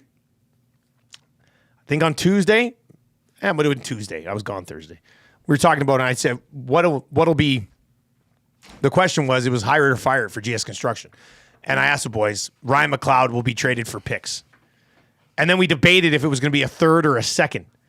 And they end up trading him. And maybe that was us undervaluing McLeod. And I know there's a bunch of people who still like, oh, they're gonna miss that guy. I said in the 6 o'clock hour, I don't necessarily know that they're gonna miss him. They'll rue the day. But to trade, like the teams, and one of my reasoning on them not getting as much from McLeod as we thought they would get is the fact that teams know you're in a cap crunch. Like the team, like there's no way a team should have given up one of their top prospects knowing that the Oilers are in a cap crunch to get Ryan McLeod. Like, in some ways, not to slight McLeod as a player, but in some ways, the Buffalo Sabres were doing the Oilers a solid and then still gave them Matt Savoie, who may or may not become a stud, may or may not become an NHL. You never know with these prospects, but he's trending in a decent direction. That's good. Think about what we just said. The Oilers were up against the cap. You knew they had to move some pieces, and they moved one of them for who is now player who's now their organizational top prospect. That's good. Hey, have you ever had such good Alberta pork? The sausage and peppers. It's like the Sopranos, the sausage, peppers, the whole bit. Nope, I haven't seen Sopranos. It is such a good combination. And at 7:30 in the morning. And this is the mild. That spice with the peppers and everything combined. Boys. Heat you up. Damn, that's good. That's good. Hits, eh? Well done. Well done. Very good. On the Italian Center Shop. They're batting 1,000. Cannot be beat. They're batting 1,000. Okay, I want to get to this text. Kamloops J texts in. It says, morning, boys. I got a question for you. I've been a long-time listener from BC, and on August 7th, I'm coming to visit Edmonton. So far, my to-do list is the following. 1, hit up EST headquarters to collect my text of the day A&W card. Also buy an EST hat to rep you guys in BC. Love it. 2, hit up EST headquarters to collect... we already said that. 2, hit up Hudson's in West Ed for some lunch. Great idea. Visit the Ice District Oilers store for some much-needed merch. I already texted back to him and said you should probably just go to Pro-Am instead. That's okay. Go to the Italian Center Shop for some snacks. You got that right. Hit up a liquor store for some 6 o'clocker lagers and some birdie juice. 6, go to Wayne's for some packs. 7, I will have my clubs with me, so I may try to hit up the ranch for a round, but I don't know yet. Goodness. I don't know if I'll have enough time. That's a great old old start. school reference. 8, Mr. Mike's for dinner. 9, stand outside Maddie and Tommy's building in hopes of getting a glance and photos. So my question is, what am I missing on my to-do list for 2 days in Edmonton? Let me know. I'll say right now that's a pretty good 2 days. That's good too. You've covered some bases, yeah. I'm trying to think what else. If you want to have a Nerf gun war, you can go visit the great folks out at South Fort Chevrolet. Yep. Go see Corey the Butcher at Acme Meats. Get some pepperoni. You can always walking around pepperoni. I don't know if Kamloops has a visiting a different place. If Kamloops doesn't have a Popeyes, you should probably pick up some of these boneless wings while you're here. That would make a lot of sense as well. EST bingo. That's a lot to check off, though. Get the blackout. That's a lot to check off. And he's probably got families. Yeah. I mean, are you doing anything else? I don't know if you mix in. I don't know if you fit in a round of golf at the ranch on a 2-day trip. Oh, the Wolf says that's pretty tough. EST tattoo.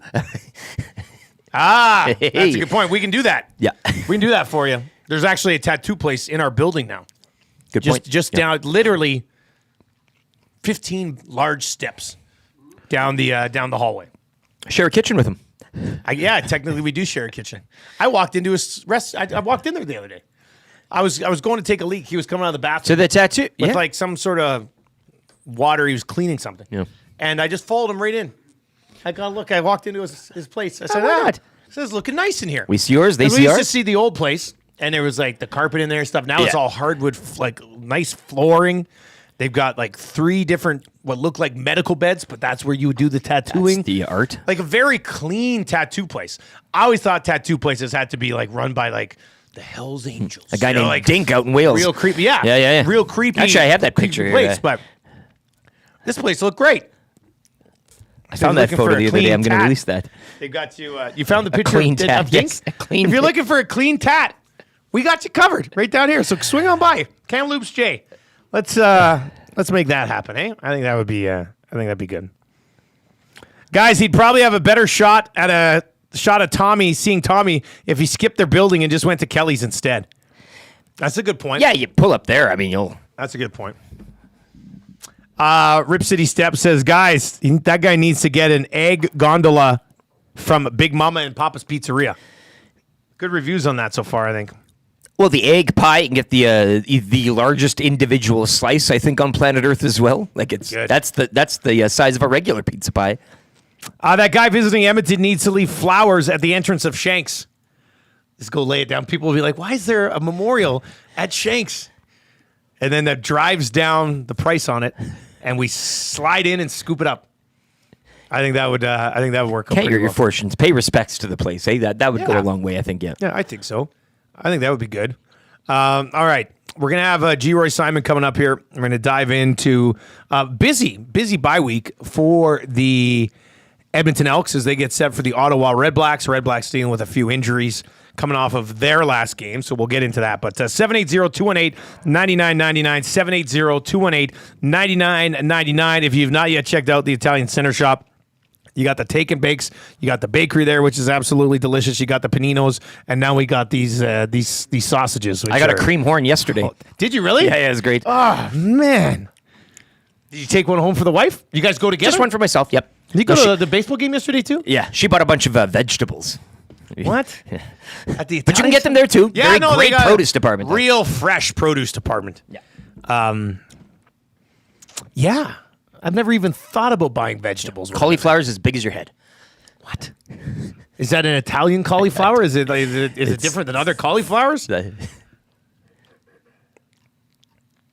Go check them out. Any of their locations. We're West End guys, so we hit up that West End one quite a bit as well. All right, we're going to have 3 questions too many, kind of easy trivia coming up just after 8 o'clock. James Gallow, the voice of the Moose Jaw Warriors, is going to join us around 8:30 today. We'll get his thoughts on how close Matt Savoie is to being NHL ready. We'll dive into that. If you're watching over on YouTube today, hammer the thumbs up for us. Let's push that up towards 300 here before the end of the hour, and we're very close to 9,400 subs over there. So if you've not yet subbed to the channel, if you're watching live or after the fact, give us a sub here at EST. Very much appreciated as well. And let's dive into it with the Elks back in action against Ottawa. We mentioned that deal earlier. I mentioned it last week as well. I mean, for just $60, 2 adult tickets, 2 kids tickets, 2 kids Dino Nuggets pack because it's Dino Day on Sunday. A real good, like the inflatable T-Rex thing. I still find that to be hilarious. I know it's been done for a few years, but I still find that inflatable T-Rex to be funny. I've never seen one and Evan Dahm in the same room together. I'm just gonna say that right now. There's a Hernan Salas. There is a Hernan Salas inflatable T-Rex coming. Yeah. If there's not, I'll be very disappointed. But for $60, 2 adult tickets, 2 kids tickets, 2 Dino Nuggets kid packs, and 2 kids club memberships, which will get you down on the field after the game as well. For $60. You take the family. I think that's an absolutely great deal. I'll be calling this one on TSN. I'm in Winnipeg on Friday, flying home, and this is my wife's birthday. So if you see my wife at the stadium, I don't know. Don't creep her out too much, but at least say like happy birthday or something. That'd be nice. Busy bye week, and we'll have our tailgate section set up. Go see the EST tailgate crew. YouTube Travis Zacticum will be there. Tommy the Wrench might pop. You might pop by for a little I'll visit be all there over the place as well. We got the water. We got the sunglasses we're giving away now. It should be a pretty good time. I know Zach and Trav have become big fans of the tailgate. They've only been there once, so they're gonna love it. But it's busy bye week. So let's bring in Assistant General Manager of the Edmonton Elks, Geroy Simon, joins us on the show this morning. Geroy, welcome back, man. How you doing? Good morning. How's it going? It's going good. I know for a lot of the players, it'll take a little time to rest here during the bye week. What about management? You guys look like you were busy during the bye week. Did you get any rest at all over the last 7 days? Yeah, we got a little rest, but we were working. We were getting after it.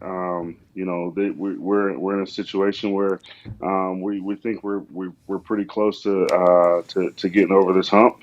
But we felt like we needed a couple more pieces, and one, we went and got out a couple pieces, but then also there were some guys we've been waiting on, and finally had an opportunity to bring them in. All right, so let's talk about this a little bit, because just starting on the how close you are thing, because we've come on the air after these games and we're like, man, this team is better than last year's team. They could easily be 2-2 right now, but you weren't. So that's the consensus feel around the team as well. Like this is not last year's group. Like you are close, right? Yeah, I mean, when you're building something, you got to start from the ground up, and we've literally started from the ground up. We tore it down to the studs and started building, and now we feel like we're on the verge of being a very good team. Like I said, we just gotta we gotta get over that hump. And yeah, we feel like we're a better team, but we also we have to find a way to win games. We have to find a way to close out games, and we felt like going into this bye week, we needed a couple more pieces and some veteran leadership, and we did that with Sean Oakman and Derek Moncrief. Okay, I was wondering, were those two guys, you mentioned you've been waiting on some guys, were those two of the guys that you'd kind of been waiting on, or was that something that sort of just came together over the last 10 days? Well, we have guys that we have on our boards that if it's one of those, if this happens, we'll do this. If that happens, we'll do that. We had an injury in BC and Antonio Alfano, a young defensive lineman. And then there was some a few things, other things that happened. So we said, let's go out and get Sean Oakman because he's a veteran. He was on that 16-2 team. He's had tons of success, and he the guy finds a way to get it done. Derek Moncrief is a guy that he started in Sask. He was here in Edmonton and went back to Sask. Last year, he had a little bit of an injury, so he didn't play as well. But when you go back and look at 22, you see the way that he plays. You see the dynamic player that he is, and then he's also a veteran who's had success himself. So, we want to build a culture here, and we feel like those two guys will help build that culture of winning and being playing the right way. Geroy, CFL transactions can always take a slight funny turn at times, and during the summer when Jake Ceresna was shipped to Toronto in exchange for Curly Gittens Jr., the fan base was crying out, well, who defensive line, what are we going to do? And I just find it funny how a Sean Oakman now from the Argonauts finds himself here in Edmonton alongside Curly Gittens Jr. and Jake Ceresna, obviously, unfortunately, succumbing to injury. But you mentioned Antonio Alfano, and he was selected in the supplemental draft. You also went out and Zach Mathis Saturday in the supplemental draft. Talk to us a little bit about him. How excited are you with him? 6'7", North Dakota State, three-time FCS national championship, and spending some time in Bucks minicamp as well. So what can you talk to fans about in this Zach Mathis, who you also took in the supplemental? Well, Zach's a guy that we've been kind of tracking for the last 2 years. Coach does his normal tour after the season's over, where he drives back to Tennessee, but he stops at different schools. And we've been tracking Zach. We knew that he was Canadian, but he didn't have his paperwork. And then once he finally got his paperwork in and win the supplemental draft, we knew that one he's a guy that has had tons of success, not only individually, but he's on a lot of winning teams. He's won a lot of games at North Dakota State. But being 6'7", he runs like he's 6'2". Oh boy, he's got really, really good hands. He bends his knees. I'm not particularly, me and Coach were joking yesterday. I'm not particularly a fan of guys that are over 6'4" as receivers because they don't necessarily bend their knees well and get out of breaks. But he can really drop his weight. He has a huge catch radius, and like I said, he's a winner. He's from a winning program. He's had tons of individual success, but he's well grounded, and he's coming in. He's come in the last couple of days and really showed why he's had that success because 6'7", huge catch radius, and he works the way he works. We're looking forward to seeing what he can do. Yeah. So what's the timeline like for him? I mean, are we going to see him at some point over the next few weeks, or do you have to wait until something opens up, or how do you get him in? Football is one of those things where, things happen and football makes everything right. Right now we're going to take it slow with him. He's only been here 3 days. Yeah. He's got to learn the offense. He's got to learn how to get to the stadium and get to his locker. But, we're going to take it slow with him and give him an opportunity to learn. But, also if there's an opportunity, with what he showed in the last few days, once he learns the offense, once he gets comfortable, we won't hesitate to get him on the roster if there's an opportunity. Okay, as far as Oakman goes, two-time All-Star, and that was just a couple of years ago. I mean, it might come across as a weird question, but how much does he have left in the tank? Why was he not already on a team somewhere, I guess, would be what I'm really trying to get to here. Well, Sean's a guy that I think there was a little bit of misconception about him going into this past offseason. There was question about how much he wanted in free agency as far as dollars, and I think Toronto wasn't in a position to give him what the perception was that he was offered. And then once we traded Jake to Toronto, I think it kind of left him out in the cold. We talked to Sean in the offseason, possibly about coming to us, and he ultimately decided to go back to Toronto. So he was a guy that we knew that it potentially could be on the street, and like I said, when the opportunity presented itself, we jumped on the opportunity and got him here because we do think he's a difference maker. He is 32 years old, but what you have to remember is, and this is something that I've experienced in my personal career. You're 32 years old, but your first 5 or 6 years you don't even really play because he had some off the field stuff, but he didn't have an opportunity to play early in his pro career. So even though he's 32, he doesn't have the wear and tear on his body that a normal 32-year-old would have. And kind of the same thing here with Derek Moncrief, Geroy, and that 31. I do believe Moncrief been around, obviously, but has been a part of some winning cultures as well. The familiarity with Chris Jones can't hurt, but kind of the same idea there as well. Him not getting picked up, but bringing in some veteran savvy right now for that defense. Yeah, Derek has been, he's been an all-star, and he's really, really good player. He's a guy that, like I said, I watched him last year, and he was a little bit injured.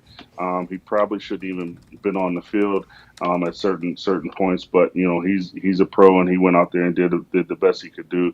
But when you watch him in 22, you see how he moved around, you see how he fits the box, you see that he has some coverage ability, and he's such a leader and such a smart guy that, given the opportunity, with our young guys, he can really, come in and help those guys, not only as a player, but as in a leadership role. Where do you slot him in? Where do you expect him to play? He'll probably play nickel Sam, the pseudo DB linebacker spot, just because he's 6'2", 215 pounds. He can run, he can cover, but he really fits the box and he can blitz. So, given that's where he played, that's where he's an all-star. That's where he'll step in and get the opportunity. Excellent, Geroy. Before we let you go, we were mentioning it is Dino Days on July 14th. You're a big T-Rex guy. What's your favorite dinosaur? I'm not really into the dinosaurs, but T-Rex is probably the more dominant one that I can think of. So I'll go with that. You watched Jurassic Park though? Like you would have had to watch Jurassic Park. I did. Yes, Okay. I did back in the day. Yeah. Okay, but you haven't watched all the other ones like Jurassic World and stuff, probably not. No. No. All right. It's all football right now. That's all I can think about.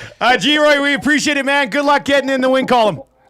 For sure. Thank you. There you go. Appreciate That's Geroy Simon, Assistant General Manager of the Edmonton. I was just curious. I mean, most people probably say Tyrannosaurus Rex. I think on the eve of this game too, it's kind of maybe that's where Zach Mathis starts out in the dino. They find him a 6'7", one of those dino costumes. I don't know if they and come that's that big. Exactly. Yeah. Give yeah. me the details on this Mathis again. What'd you say? He's 6'7". 6'7", North Dakota State U. I'm just got to get some numbers here. 95 receptions, just shy of 1,400 yards, 9 touchdowns in 53 games for the Bison. 3-time FCS National Championship, Missouri Valley Football Conference Honor Roll, and a rookie minicamp invite with the Bucks last month as well. So, I mean, there's a lot. And you hear Geroy talk about the catch radius. The guy can run. He's tall and can run. 6'7", runs like he's 6'2". Lot of that. That's an interesting little nugget there. I'm Keep intrigued. an eye on I'm that. intrigued to see that. Absolutely. Yeah. I love this stuff. That. The supplemental draft just keeps giving. But yeah, I mean the dinosaur thing. Maybe that If is he would how have he. said Triceratops, I would have got it. Like Triceratops but- is pretty cool with those 3 horns on the head. Like that's pretty big. Raptor, obviously. Raptor, yeah. Velociraptor. That's probably it. Like what other dinosaur are people saying? Brontosaurus? Is that your favorite? Some time for an Ankylosaurus, the armored with the club, with the club big tail. club Can't tail. get- it's like a turtle. You can't Ankylosaurus get might that, get yeah. some love there too. If you want to chime in, feel free. 780-218-9999. Zulu says Stegosaurus. Yeah. Jen says Brachiosaurus for me. Wow, and if he has some love for the Triceratops over there, I kind of had a feeling, I guess. Mine would be T-Rex. I just think those little arms are hilarious. Like, how can you be so tough with little arms like that? Incredible. Incredible stuff. Also, I'll throw this question out there. If the Edmonton Oilers and Daryl Cates happen to be the group that buys the Edmonton Elks, is that the best possible case scenario for the Elks, you think? If they're purchased by Cates? Or do you want, like, somebody else to kind of take things over there? You can put the Oilers logo on garbage bags and charge $5 million per bag. I know. And they're fly off the shelf. So at this point, I mean, given the brand and everything we witnessed, what if not them, what else? If one Connor McDavid video was like, hey, go check out the Elks. They're my buddies over there. You're in. CFL's cool. We're all back in. But people are like, oh my God, this is amazing. So I don't know. I'm just throwing it out there. If Daryl Cates ends up becoming the new owner of the Edmonton Elks, great news, good news, bad news. Like what would the reaction be in this city if the news comes out, Elks purchased by Cates, gets money to upgrade Commonwealth? Yeah. Ken Holland brought in. Wouldn't that be the ultimate twist? That'd be a twist. Yeah. 780-218-9999, 780-218-9999. The loser over in the nasty chat says, yes, best possible outcome is that Cates buys them. I just don't know of any, maybe somebody out of left or right field you haven't heard of yet. But I mean, for Cates to buy them, it's like a drop in the bucket for that guy. Like sure, financially. Yeah. If you're watching over on YouTube right now, hammer the thumbs up. We're closing in on 300 over there as we work our way towards the 8 o'clock hour. And if you've not yet subbed to the channel, very close to 9,400 subs as well. KC's in and says, guys, why isn't everybody's favorite dinosaur in this town the Edmontonsaurus? Right? There's an Albertosaurus as well that we're all sort of glossing over here right now. Give me the Devonsaurus. Is that one too? I don't know. Probably. They're all so many different sources. Gibbanosaurus Rex. Yeah. Velociraptor, pterodactyl's another one. In terms of the flight dinos. Brett is in and says, guys, who else is out there to buy them? Well, they had 5 or 6 legitimately interested. Yeah, but if it's the parties, if it's some holdings group from, the mayor, I'm just kind of spitballing here. If it's some anonymous Johnson in this, and you've never they could be financially sound, they could have all these things, but it doesn't really get you a pop. Yeah. Whereas this Kate, that'd be a pop. Well, the Cates thing would probably give you a pop, but who are you going to put in charge of it? Oh yeah, right. Like that's fill out the I chairs would think as you there'd be go. a But local element of putting somebody in charge of it. If Cates buys it, it's not like he's going in all of a sudden. No. Doing all of everything that needs to be done there, right? So, Seti says, would the Elks change their colors? No, you can't do that. You can't change the colors to orange and blue just because you were purchased by the guy who owns the Oilers. Like, no way. That I don't know. would, that would no, be. that would not be a good idea. But I'm sure people would be fine with it. Not be a good idea. All right, keep those text messages rolling in here as well. Who wants to play Kind of Easy Trivia today? We've got a gift certificate to Mr. Mike's Steakhouse Casual. You want to get your hands on that bad boy? Just text Trev right now, 780-218-9999, 780-218-9999. That is where you can get in right now. Let Trev know that you want to play Kind of Easy Trivia. Win yourself a gift certificate to Mr. Mike's Steakhouse Casual. One of you will play just after a sports update here with Lieutenant Eric for Claiborne Services. If you are looking for work, Claiborne Services is hiring right now. ClaiborneServices.com. Rick's got more on that after his sports update. 3 questions too many. Kind of Easy Trivia. That hurts. And the voice of the Moose Jaw Warriors, James Gallow, is going to join us around 8:35 today, and we'll find out how close he thinks Matt Savoie is to being a full-time NHLer.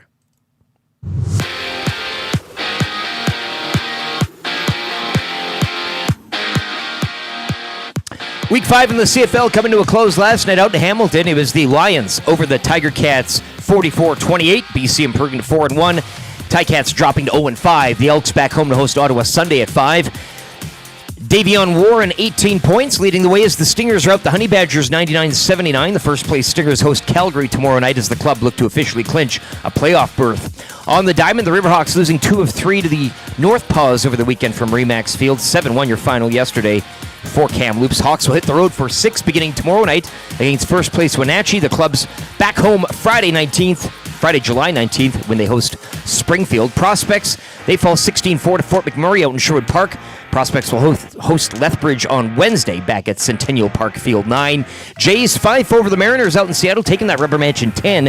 The Jays' West Coast swing will continue tomorrow in San Francisco to kick off a 3-game set. Sports update brought to you by Claiborne Services. Take your career to the next level with Claiborne Services. They're hiring all positions, including journeyman bricklayers and apprentices. Take advantage of their outstanding mentorship program and work with peace of mind knowing they are an industry leader in safety. Check them out today at www.claiborneservices.com or make it easy. Call Jeff, 780-910-6728. I can remember back being an 11-year-old kid about 75 pounds on the basketball court against a neighborhood bully, kicking his behind left, right, and center.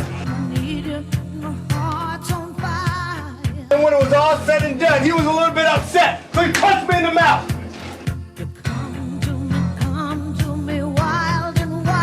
My uncles were over on the side observing, talking amongst themselves adult things. When he punched me in the mouth, I decided I'm running to my uncle. You know what he did? He pushed me back to him. I went back, he punched me in my mouth again. I ran to my uncle, looking for protection. Needed Big Bro to protect me. He pushed me back again. And you know what I did? I faced him in the eye. And I said, my uncle's not going to help me. So I punched him in the face. And then I looked him in the eye and I said, then what? Now what? Now what? Now what are you going to do? You're simply the best. Well, we were talking a little Elks there. Figured might as well mix in a little Cave Street pump-up song for you. A Monday, the Monday after Jeff Jackson trades Ryan McLeod to the Buffalo Sabres for Matt Savoie. What a time to be alive. Hello to everyone watching way up high in the camera high in the sky there. That's kind of neat. You like it when we go I love it. We're going to do it one of these days. You really love that, don't you? I'm in the Scott Fishbowl, which is like this huge fantasy football draft. And it's just starting right now. It's a slow draft between now and the beginning of the season. I'm drafting 10th. And the theme this year for the Scott Fishbowl was movies. So all the divisions are named after movies. I'm in the Wyatt Earp division. Oh, boy. And everybody else, I don't even know if I was supposed to change my team name. Good. But I changed my team name to Say When. Now, I know that's not a Wyatt Earp line. It's a Val Kilmer line. It's a Doc Holliday line. But still, I'm drafting 10th. First 2 picks have already gone. And Superflex League. First pick was Christian McCaffrey. And holy smokes. The guy whose team name is "You going to do something or just stand there and bleed?" Just it's kind of weirdy. Just took Anthony Richardson with the 2nd overall pick in our Scott Fishbowl draft. No. Everybody else watching rename the Anthony team. Richardson go second. No! Hey, Wow. let the games begin. Okay, well, it's on now. Yeah. It's on now. That's what happens in the Superflex. I mean, quarterbacks are going to go early, but Anthony Richardson, second overall. Hello. Holy smokes. What a time to be alive. All right, Trev, who's playing Kind of Easy Trivia today? We have the loser. The on line. loser is going to play Kind of Easy Trivia today. The Nielson Show, brought to you by South Fort Chevrolet. Closer than you think since 1983. Short drive out to Fort Sask. It's worth it to find the best deal at the best price and have the best experience while you are there. Check out their website, www.southfortchev.com. Might as well go browse around. Maybe you find something you like. It's like Amazon. You go on, you find something, you're like, oh, I want $9, I'll get this. Same thing as South Fort Chev. Oh, geez. Brand new Silverado 1500. I'll put 2 in my cart. Me as well. Check out. Wouldn't that be something? You just buy it right there, right online. If you slide on out there, go see Daniel and his team at South Fort Chev. They'll give you 15% off accessories for your new ride if you told them we sent you. The loser's going to play Kind of Easy Trivia right now for Mr. Mike's Steakhouse Casual. Casualest place ever in the Hampton Inn on the corner of 137th Ave and Mark Mesa Trail. They got the 6 o'clocker lager in the house at Mr. Mike's. And it still blew me away. I went into Sobeys Safeway Liquor yesterday with my family coming in. I went and got some apricot, went and got some 6 o'clocker lagers, picked up a few birdie booze for the golf tournament. Yeah. Murray, you didn't hear this. Anyway, it still blows my mind. I took a little video I might post on Twitter, but like there's all the Alley Cat beers, and then there's ours right there with it. It's still a little bit surreal to go into a liquor store and buy our own beer. It's wild. Up in the marquee. Yeah, it was real nice. All right, let's go to the loser. Needs to get 3 out of 5 correct to win that gift certificate to Mr. Mike's Steakhouse Casual. Loser, you ready to go, bud? Absolutely. All right, here we go, loser. I'll start the ticker after we read the first question. Good luck. Which team did the Oilers trade Ryan McLeod to on Friday? The Buffalo Sabres. Name one other player on the Sabres. Ooh, not Jeff Skinner. Who did the Sabres draft second overall behind McDavid? Eichel. What team does Eichel play for now? Vegas. Name one. You got it. He got it. He said Vegas, not Dragons, right? I thought maybe. Okay, he got it. No! God. Damn it, Shake, stop it! They are going to remember that AM radio is a viable and modern source for news and entertainment. Totally. People don't listen to AM like they used to. Seems like it's more about FM and color TV. That's stupid. It sure is, Kevin. I'm stoked. You stoked? I'm stoked. Just I'm so stoked. You cannot come to my house. No, not today. Cannot come to my house. No, not today. All right, the loser is a winner, at least for today. I want him to say Tulio when you said name a Sabres player. Who did the Oilers? Yeah, name one other player on the Sabres. Tyler Tulio. What? Why am I called the loser, Dusty? That's a great one. I thought Jimmy was giggling at that. Why am I called the loser, Dusty? You got to say it. Oh, Bob the Goat, rest in peace. Yeah. Shout out to Bob the Goat. All right, James Gallow is going to join us around 8:35. He's the play-by-play voice of the Moose Jaw Warriors. Obviously, had a lot of eyes on Matthew Savoie in the tail end of his Western Hockey League career. Was a big part of their WHL championship run as well. How close does James think Matt is to being an NHLer?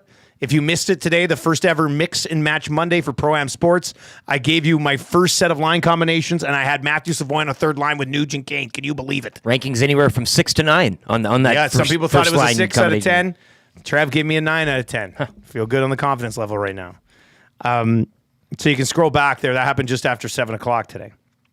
But we're going to do that every single Monday. Different line combinations. Should be a lot of fun. All right. Anyway, Gallo's going to join us. I also want to know if he thinks he's better suited as the wing or a centerman in the National Hockey League. So we'll get into that. But let's get to 3 questions too many today for the great staff over at Park Mazda. Lieutenant Eric, do you have a liner for the segment? 3 questions too many, brought to you by the great staff at Park Mazda and dealer principal Mitch Lewicki, who's really intrigued on the Leafs offseason as Doan's message gives underdogs hope at Leafs development camp. Park Mazda, you do it for life. Great. Hey. If there's one team that's described as underdogs, it's the Leafs. They're plucky. A plucky group of Some underdogs. people are counting them out. How could you ever Count out the Toronto Maple Leafs. Not Mitch Lewicki from Park Mazda. He would never do that. ParkMazda.ca, your dealer for life. All right, question number 1. Back to the Oilers here. You can submit your questions to the Paris Jewelers inbox at 780-218-9999. Visit their website, www.parisjewelers.com. At this moment, you guys, what is Jeff Jackson's best move of the offseason? Because now you've got the trade to mix in here and weigh it against free agency. What's his best move of the offseason so far? Trev, feel free to chime in on this one. He's thinking right now. I can see Trev's brain. It's working. It's grinding here. What's the his best trade? move? Is it I honestly Skinner think at $3 it million? is. I think because as far as just signing Skinner, it kind of just fell on his lap. You know what I mean? But he actually he made this move. He made this trade. So and I'm all for it. You get rid of Ryan McLeod. We all know what we saw in Ryan McLeod, and I think a fresh start is exactly what he needs. And I'm going to be keeping a keen eye on him for sure in Buffalo. But I mean, you get Matt Savoie, and yeah, this is a home run steal of a trade. I have to go with this trade. Rick, who are you going? I don't mind the Henrique. Finding a way to get Henrique back after you signed a bunch of other guys is pretty good work. Obviously, I mean, what Trev said, I mean, that deal is. And I think what's so funny with that deal is this market isn't used to deals such as that, and the Oilers just winning trades, and so that factors in too. But I think the Henrique, look, you got John Cooper on line 1, whomever else is on line 2. I mean, he had more options. money in Winnipeg. He had options and money, and I get it takes the team and where they're at right now to kind of woo him back with that. But yeah, I just think all those signings in the free agency day it was.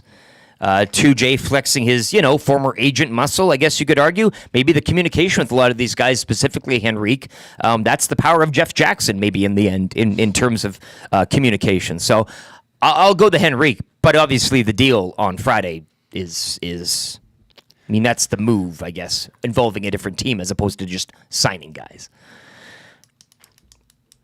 I mean, the trade is probably the answer, just because the Sabres should know that they're in a cap crunch there. I don't know why the Sabres would give up one of, if not their top prospect, to help the Oilers get out of a bit of a jam financially. Adams owed him one. Surprised me a little bit. I was leaning towards Skinner. Getting Skinner on a 1-year deal at $3 million. That's good too. I mean, that's a lot of Skinner just being like, I'm going to come and try to win a cup with you guys and score a ton of goals and up my value for next offseason. But still, I mean, you got to have a good team to take advantage Paul of that. from The Rock, didn't this trade offer come to him? I mean, so maybe the answer is just him picking up the phone. Could have been an unknown number, from Adams. And then he lets the call go to voicemail and the deal never happens. Real Deal Prime over in the Nasty Chat on YouTube says, Sabres fan here. Sabres make the playoffs now. You know what? He makes a good point. When you miss the playoffs for 13 straight years, you have a lot of prospects you can trade one. I get it. I just don't know if... Sorry, man, I'm going to say it. Buffalo's not making the playoffs.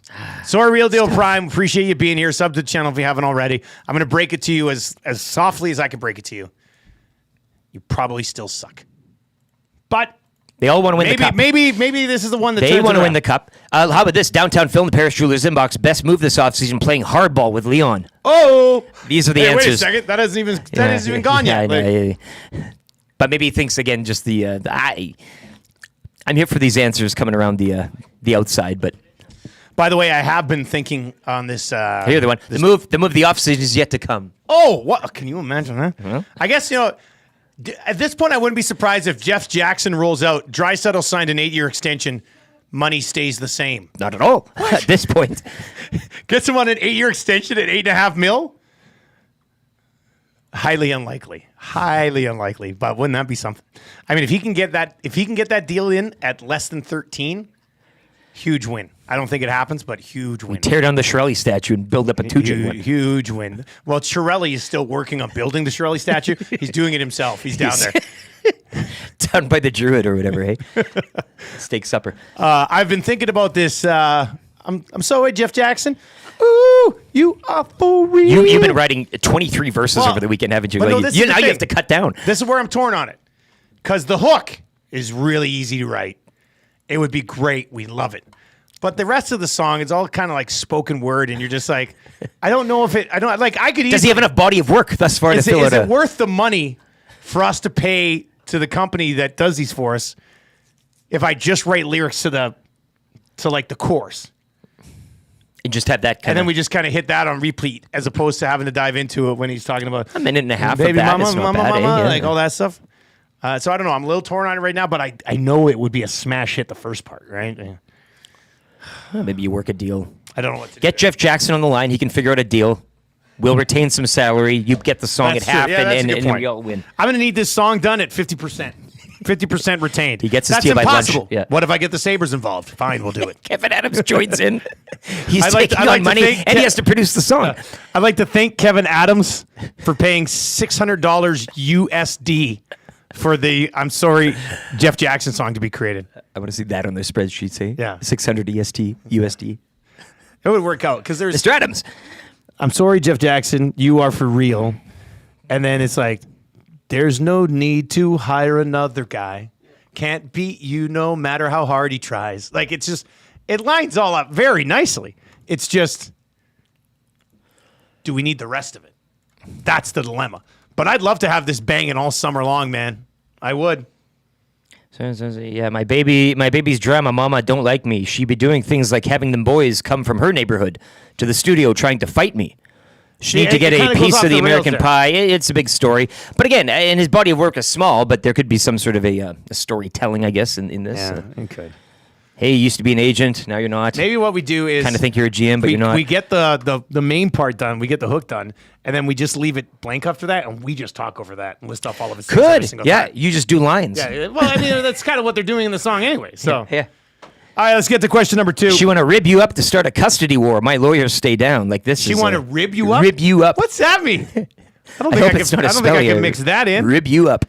Rico Brown Mark is in and says, ask HR Daddy if we can buy another song. HR Daddy's here right now. So, yeah, we'll Maybe he see. can help you write it. Guys, what do you think is the biggest game the Canadian men's soccer team will play over the next 10 to 15 years? Rick, this is more of a question I for don't you. know. A like- game in the World Cup, depending on who they are drawn with and who they play. Like and however who far I they don't make know. it in the World Cup? Yeah. Like, but how far, like in the next 10 to 15 years, what is that? That'll be 3 World Cups? If we go 15 years? It'll be I don't even 3 know if there'll be a Cups. World Cup by then. It'll be like a universal, the way FIFA markets itself. They're all big games. Could The next could one's they the biggest. maneuver their way to a quarterfinal of a World Cup? Is Yes. that crazy to think? No, because the World Cup, there's more nations. There's Yeah. the argument of more, shall we say, fat on the bone that you can get through. Yeah, that's what I mean. Like, So yeah, you could. But again, all of this, like soccer, you saw in the Euros, one side of the knockout bracket was completely stacked. Yeah. You had Germany losing on Friday to Spain, which should have been a final, the way that was played. So all of these things determine on where you kind of, say you get out of your group, that's great, and then you go to the side of the bracket, which like then you're cooked. Whereas you could have a country that shouldn't be there kind of make its way through. So I don't know. Tonight's the big one, obviously, and but yeah, the World Cup will be huge, and maybe depending again where they're drawn, who they're drawn, which nations qualify, there could be a better path. But semifinals in this tournament, to which South America takes extremely seriously, this is big. This is huge. So. 10, 15 was the question. Sure, they could get in the next 10 to 15 farther, years, I guess. Yeah. But semifinals in this tournament where there's really no fat to talk of too much, it's pretty good. It's pretty good. Pretty good. All right, there we go. I don't know. Paint me a better picture. All right, question number 3, and then we'll get to that hurts for SBLLP. One angle of the McLeod thing we haven't talked about yet. That'll be that hurts. What's the best way for you guys to beat the Heat this week? Or not this week, but I think probably in general we would say. Yeah. What's your favorite way to beat the Heat? Well, I used to when I lived in the condo, the seniors condo there. I'd go yes. to the parkade downstairs, and that was fine. Like, and I had AC, and that place is condo. Like, it gets You had AC in the condo? In a condo, so like you're talking. You're freezing. It's just like it was great. I have AC now in my house, but it's a house. Yeah, It's an old house, so it's kind of We had AC too. We had to get it fixed again. It was a big leaking and ticket everything. to get it yeah. fixed. Yeah. So, but I have a basement now. So the basement, I mean, is ice cold. Yeah, Like I don't even need a deep freeze. I just put meat down there, and Our basement is freezing. It's the best. It's freezing down there. Like when we go down, we have to have blankets on. and stuff. And you almost don't want to go down there because you're down there. So then you go back upstairs. You're like, even though the AC's on, you can't breathe. You're sweating like crazy. Yeah. So it's the basement for me. I mean, 6 o'clock or longer. Go down and dream. You're sitting on the patio. My answer would be my basement as well. Yep. I mean, it is. I don't even know what the temperature would be in my basement during these days. It feels like it's -3. I feel like if I had sides of beef from Acme Meats hanging down there, it'd be like in the Rocky movie, and I could be punching. You could freeze it. That's how chilly it is in my basement. 20 above, 20 below. Pun intended. So that would probably be my answer. Got a kiddie pool now in the backyard too. I bought it for these ducks that I had in there, and now they've gone That's offside. nice. I've never seen you use this kiddie. So I just fill this thing, put your feet in it. The classic round one. Yeah, just the that's blue nice, round yeah. plastic, and you just put your feet in. Yeah, And we have a bigger kids pool in the back, but for some reason the one side the water just keeps coming. I must be maybe a little leak maybe. You on gotta one get that side. tape that the guy in the commercial and slam it on you. Yeah, that'd be good. I'm trying to actually milk HR Daddy into buying one. I'm like, he's like Above ground pool. Well, it's not that big. Like I can sit in it. It would come up just past like right about here. That's nice. If I sat in it, it's like that'll cool you It's off. like 2 feet deep max, 1.5 feet. Like it's not 2 feet maybe, and it's probably 6 feet, 8 feet long, 3 feet wide, 4 feet wide maybe. Anyway, so yesterday you could see it's kind of the water's pouring out over the one side. And I said to Dad, I said, look at this. Your grandkids are playing in a pool like this. It's not even working. He goes, I gave you that pool in the first place. I was like, what? And then I said, you gave me a faulty pool? You should go get a new one for your kids, for your grandkids while you're here. It'd be the best thing to do. So I'm trying to milk a new kid pool out of my dad while he's here. We'll see if it works. I mean, if he loves his grandson and 3 granddaughters, he should probably do it. Well, I can't go back home knowing that he's supplied you with a leaky pool. Yeah, that's Marshall and the Muzz are just going to be sitting in the backyard sweating all summer because there's no pool. Because for shame, Papa was too cheap, too frugal. That's Jasmine unbelievable. asks, "How are we going to beat the heat tomorrow on the golf course?" And then she texts in a melting emoji, the face melting. I plan on passing out around 11 a.m. So I won't have to deal with that afternoon heat. I'm going to have that painter's uniform on, but nothing else underneath. You should actually. That's a good idea. Yeah. That's a really good idea. Milne too. Yeah, everybody. agreed. Yeah, that'd be a lot of fun. And I mean, there are rumors that there may be a Smash the Pelican sighting tomorrow out at the ranch. Holy Lord, that's yeah. You think it's hot then? If at any point tomorrow you think it's hot during the golf tournament, just think of Smash. Spare a moment. Yeah, because I mean that'll suck. That'd be boiling. It's gonna be a little hot in the old Smash setup. Poor Zacticum. Didn't even think about that yet. Yeah. Well, we'll see. There'll be. You'll get to see Smash. We'll all take a Smash. Will make his debut tomorrow, somehow, some way, at the EST golf tournament. Maybe even tomorrow morning in the show. Who knows? See it stumbling out of a wood on 16. Hey, is that Smash? Smash. All right, let's get into That Hurts for SBLLP. Personal injury lawyers. Albertans are suffering personal injuries all the time. Nobody pays attention to anything they're doing. They're all getting hurt. Why not let our partners, the experts over at SBLLP, handle your claim? They got the experience to gather the evidence to advance your claim to ensure you get fair compensation. And the best part is you don't need to be intimidated by the process. Everybody nowadays is so intimidated by everything. You don't need to be intimidated by this. Go to sb-llp.com, click on personal injury, and boom. They automatically deposit money in your account. It's not that simple, but they know what they're doing. Could be. You can give them a call, 780-438-5281, 780-438-5281. No need to feel shame. Let SBLLP handle the claim. Okay, we got to go here. We've talked about a bunch of different angles on this McLeod Savoie trade. Mm-hmm. But you know what hurts?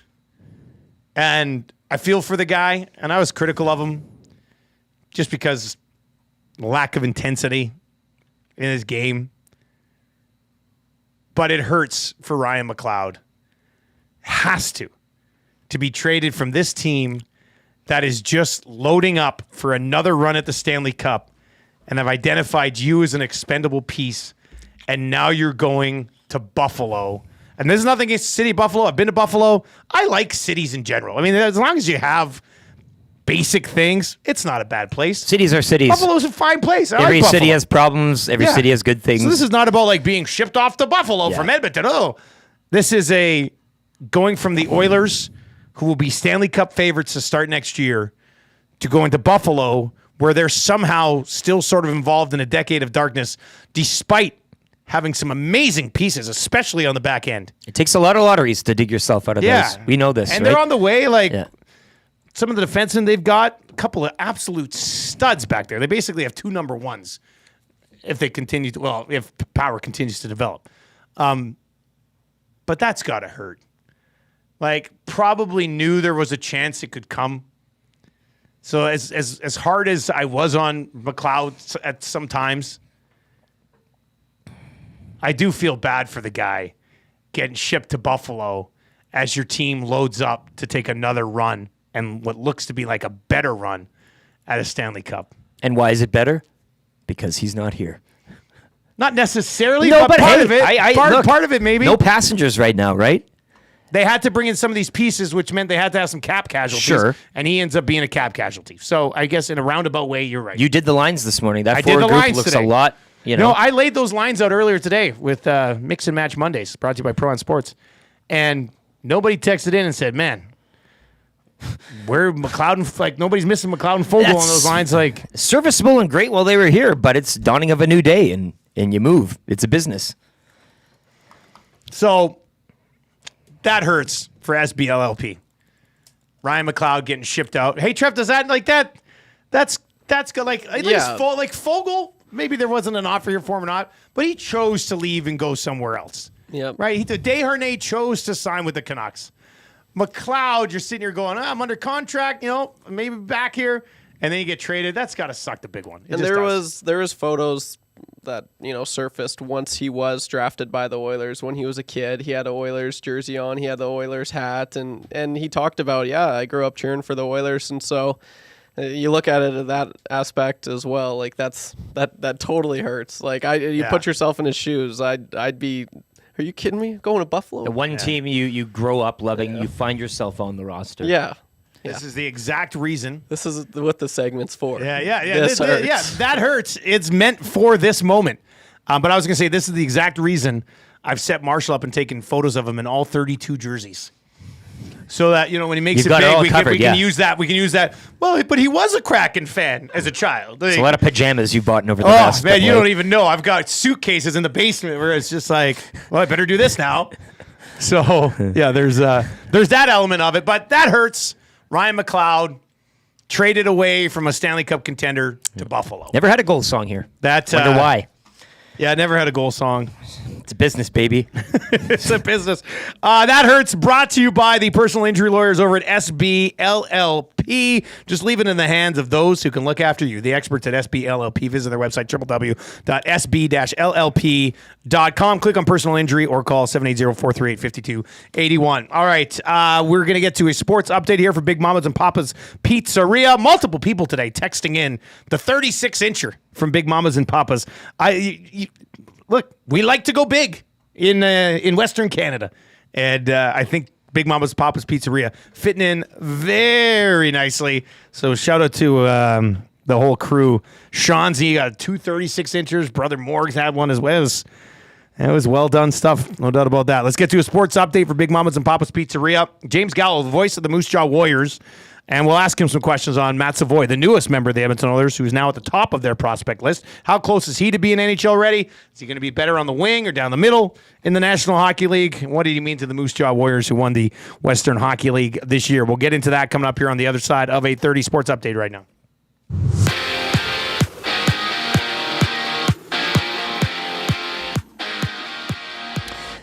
The BC Lions improving to 4-1 with a Sunday night victory over the Ticats down in Hamilton, 44-28, dropping the Tabbies to 0-5. The Elks back in action and back home to host Ottawa Sunday at 5 o'clock. Over to the CEBL, Davion Warren had 18 points, leading the Stingers over the Honey Badgers 99-79. First place Stingers will host Calgary tomorrow night as the club look to officially clinch a playoff berth. Over to baseball, where the Riverhawks losing 7-1 to visiting Kamloops yesterday as the Northpaws take 2 of 3 from the Hawks during the weekend set. Edmonton are on the road for 6 beginning tomorrow night against first place Wenatchee. The club are back home Friday, July 19th when they host Springfield. Prospects get hammered at home, 16-4 to the Fort McMurray Giants. Prospects will host Lethbridge Wednesday back at Centennial Park, Field 9. Jays 5-4 over the Mariners out in Seattle, taking the rubber match in 10. The Jays' West Coast swing will continue tomorrow in San Francisco to open a 3-game set. Sports update brought to you by Big Mama's and Papa's Pizzeria. BMPP is a real pizzeria restaurant, not just a delivery pizza chain. Serving authentic Italian cuisine with their made-in-house pizza dough, traditional tomato sauce, and fresh toppings. Each pizza is cooked to perfection. It's a pizza experience you've been waiting for. Check them out today, 12848 97th Street. Order online, www.bmpp.ca, or call 587-746-0550. The Nielson Show featuring Lieutenant Eric. Only on Edmonton Sports Talk.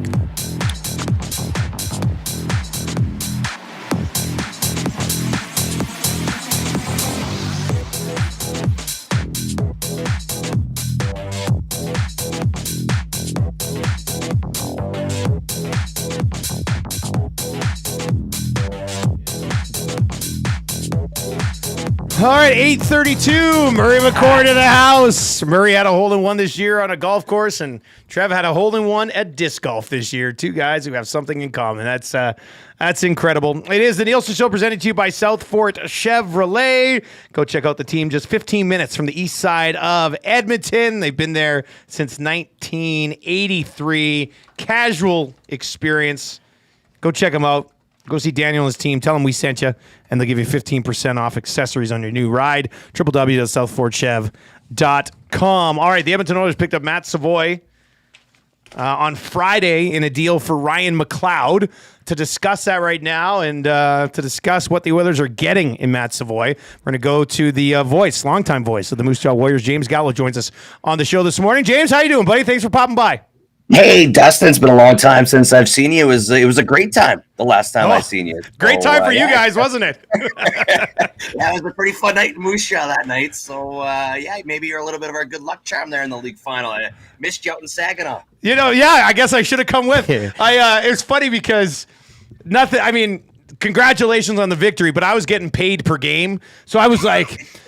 give me a best of 7. Give me a best of 7, and then you guys end up sweeping them. But it's just like, that's okay. I'll go home and see the family. So, still a hell of a team you guys had in Moose Jaw this year, buddy.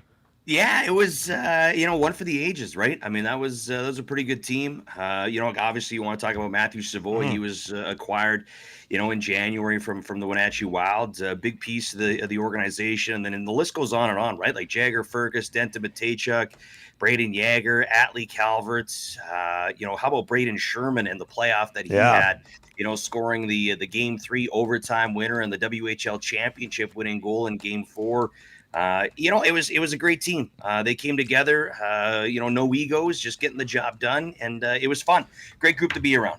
You could probably talk to this a little bit better than me because I was talking about the Western Hockey League final today. And I was like, I saw Savoie there, but it was tough to get a read on him just because of a lot of the other names you mentioned. Like I said, on the other side with Portland, nothing against everybody else in Portland, but Danielson stood out. Like you watch Danielson and go, okay, yeah, that guy's a top 10 NHL pick. He's going to play for the Detroit Red Wings for a very long time. You guys had 4 or 5 of those level of guys, so it was tough to see any of them. I mean, Matejchuk was unreal on the back end, but I guess that's why you won a WHL championship. You just listed off these guys, and Savoie fit in very well with that group, didn't he? Yeah, how good was Denton Matejchuk in the WHL playoffs and in the league final? It was filthy. What I looked to Game 2 against the Portland Winterhawks, and Game 1 was probably the best of the bunch, I would have to think. But Game 2, it was Matthew Savoie and Atlee Calvert that kind of took control for the Moose Jaw Warriors, and that's what they kind of had throughout the course of the playoffs. It wasn't one line at one time; it was a group, but sometimes it was one line that stood out. For me, Game 2, it was Atlee Calvert and Matthew Savoie, and when Matthew's the type of guy that when the motor gets running, he's a tough guy to stop because he's creative, he's dynamic. He knows how to drive the ship. And when he's got a great wingman like he did with Atley Calvert and Lyndon Lakovich throughout the course of the playoffs, they can do some damage, and they did. And when you look at the regular season, even Matthew Savoie and Jagger Firkus were the only two guys in the Western Hockey League that averaged 2 points a game. And that is an impressive feat. I know Matthew Savoie didn't play as much as Jagger did. Matthew played in the NHL, the American League, the World Juniors, and in the Western Hockey League. But to average 2 points a game in the WHL is a pretty impressive feat. How close do you think he is to being NHL ready? Is he a guy that you view that needs a full year in the American League? I know it's different from team to team because the others are pretty deep right now, but how close do you think he is?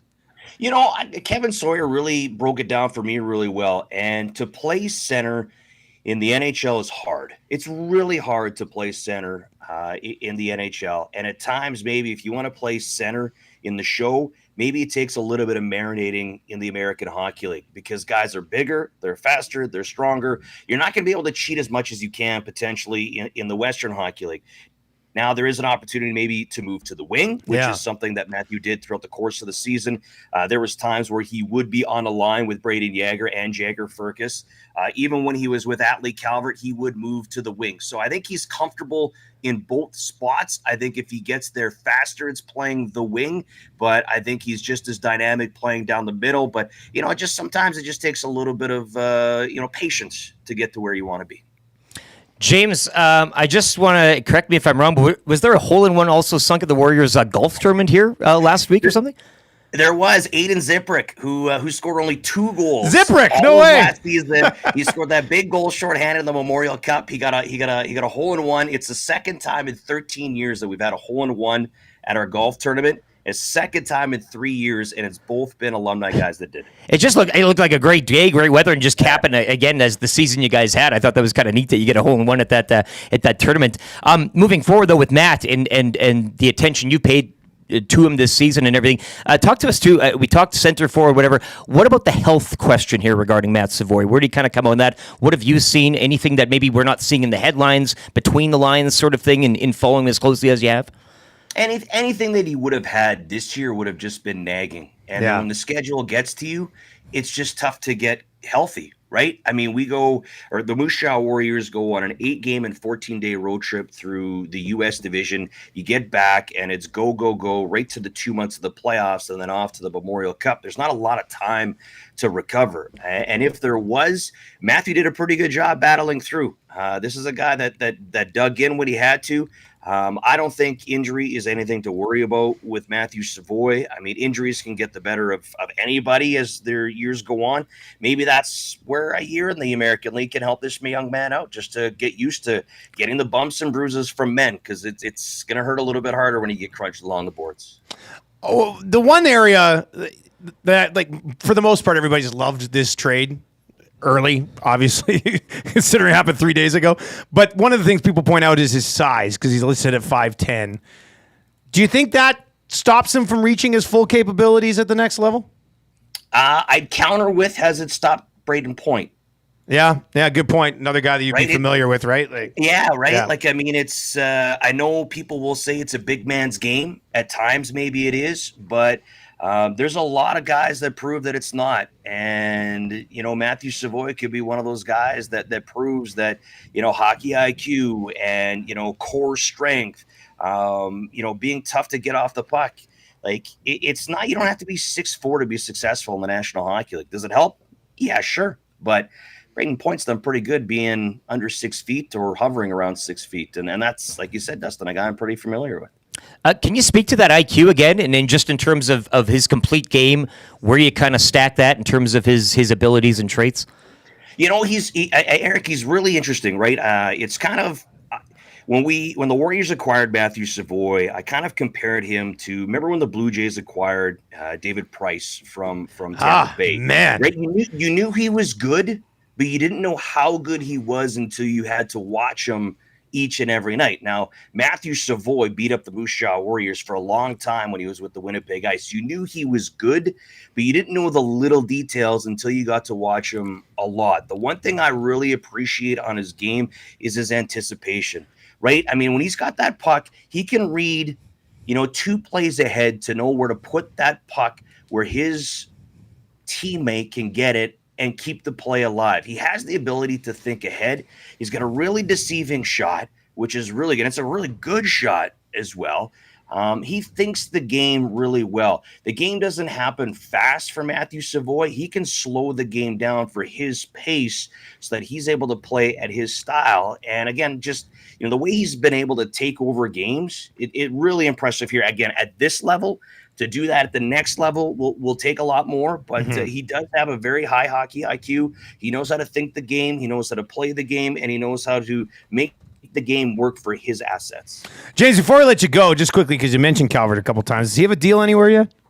Atlee Calvert signed an American League deal with the Pittsburgh Penguins. Okay, good. Actually. Yeah, when I was, and that was after the Memorial Cup. Is that?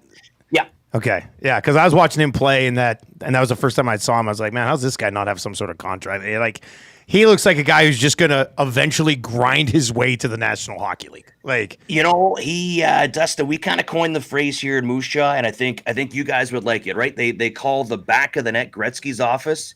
Atlee Calvert scored all his goals at the front in the blue paint, and we coined that in Moose Jaw Ryan Smith's office. Right? Yes. Former Oiler and Warrior great. So that's where Atlee Calvert scores, and I think you're right. He can will himself to the National Hockey League, I think, at some point. Well, I'm glad he got a deal, man. That's good to hear. James, thanks for the time. Appreciate it, buddy. And give our best to Rob Carney as well, please. If I see him 100%, you betcha. See you later. There you go. That's James Gallow, the longtime voice of the Moose Jaw Wars. I don't know if I told you this, but I saw Rob when I was there. Did you? I saw him when I was there. He was up in the press box. Man, one is he night. great. Chatted with him. Just a briefly. legend, hey? Yeah. You ever since I first started working with you, you're like Rob Carney. Like, never heard such a more entertaining call of a hockey game on the radio. Yeah, Not to mention that's good. If you're watching right now over on YouTube, we're 2 away from changing 300. So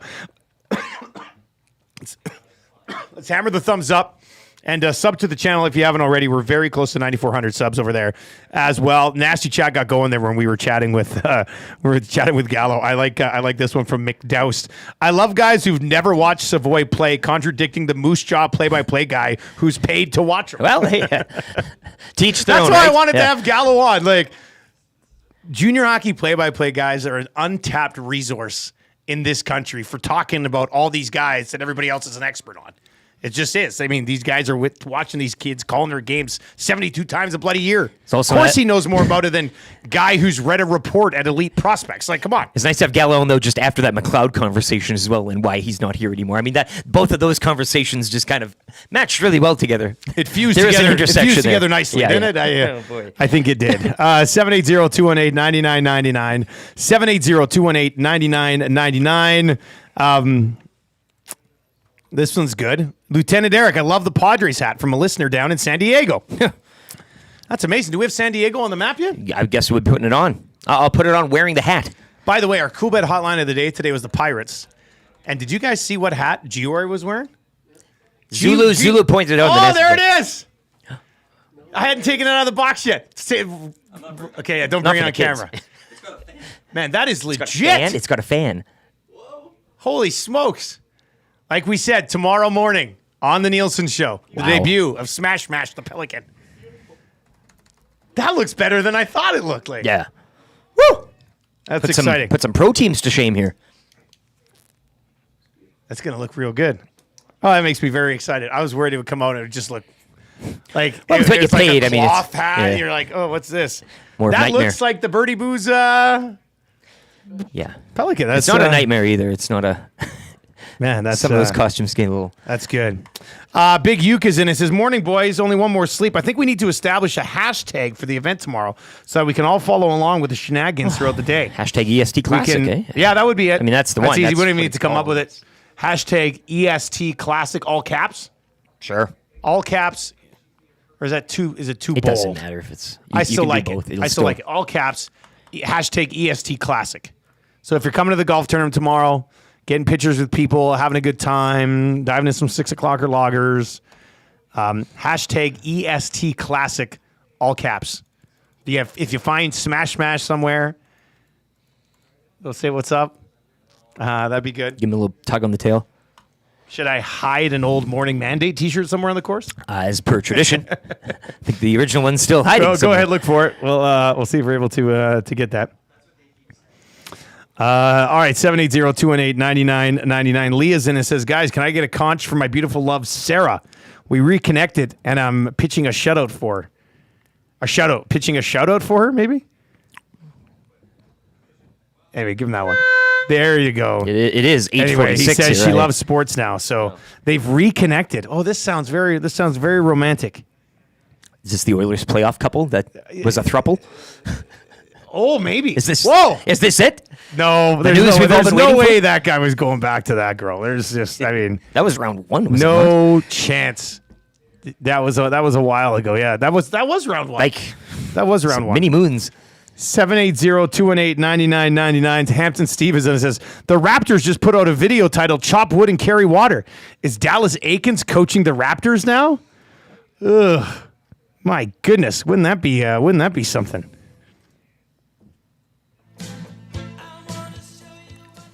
Oh, what? Eyes. You know what? I saw it in his eyes. Eyes. It's fun to watch his eyes. Eyes. And, he narrowed his eyes. He's been a horse. His eyes narrow. I saw it in his eyes. Changing 300.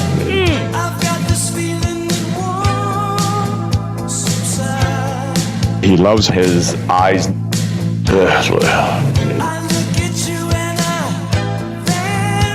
Eyes. It's going in the net. Horse eyes.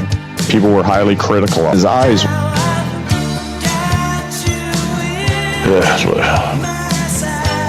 His eyes narrow. Eyes. I'd like to personally apologize to Russia, who will now not be able to access our show today because we played Dallas Aikens Hungry Eyes. For Sportball, put your kids in Sportball, www.sportball.ca. If you love your kids, you'll put them in Sportball today. It's on heavy rotation while you're away. You guys just hammering it? Show just all the time. Yeah, I was wondering why I was getting so many text messages from our Russian followers who were like, I cannot access the show lately. Great accent, by the way. Yeah, not very. Someone's been practicing. Guys, is Biff Coleslaw invited to the tourney tomorrow? Maybe he could strap on the Odell Beckham Browns golf attire on Smash Smash. Maddie, Biff Coleslaw isn't in the tournament tomorrow, is he? He was at a tournament a few years ago before they canceled it at 1260, and his actual name on his driver's license was Biff Coleslaw. Remember this guy? Do you remember meeting that guy? The story sounds familiar. I don't remember the whole license thing, but I have a feeling Biff Coleslaw probably didn't track us down yet. The only guy I remember is Bud Light. Yeah, from the brew house back in the day. Couldn't believe it. And his name on his license was he gave me his business card. Bud Light. Yeah. My goodness. I love this text from Rob. It says, guys, can people show up to the EST Classic and cheer people on like in Happy Gilmore? Well, yeah. Are we going full live here, hey? Out in the parking lot. Yeah. Music will be playing throughout? Probably not. Yeah.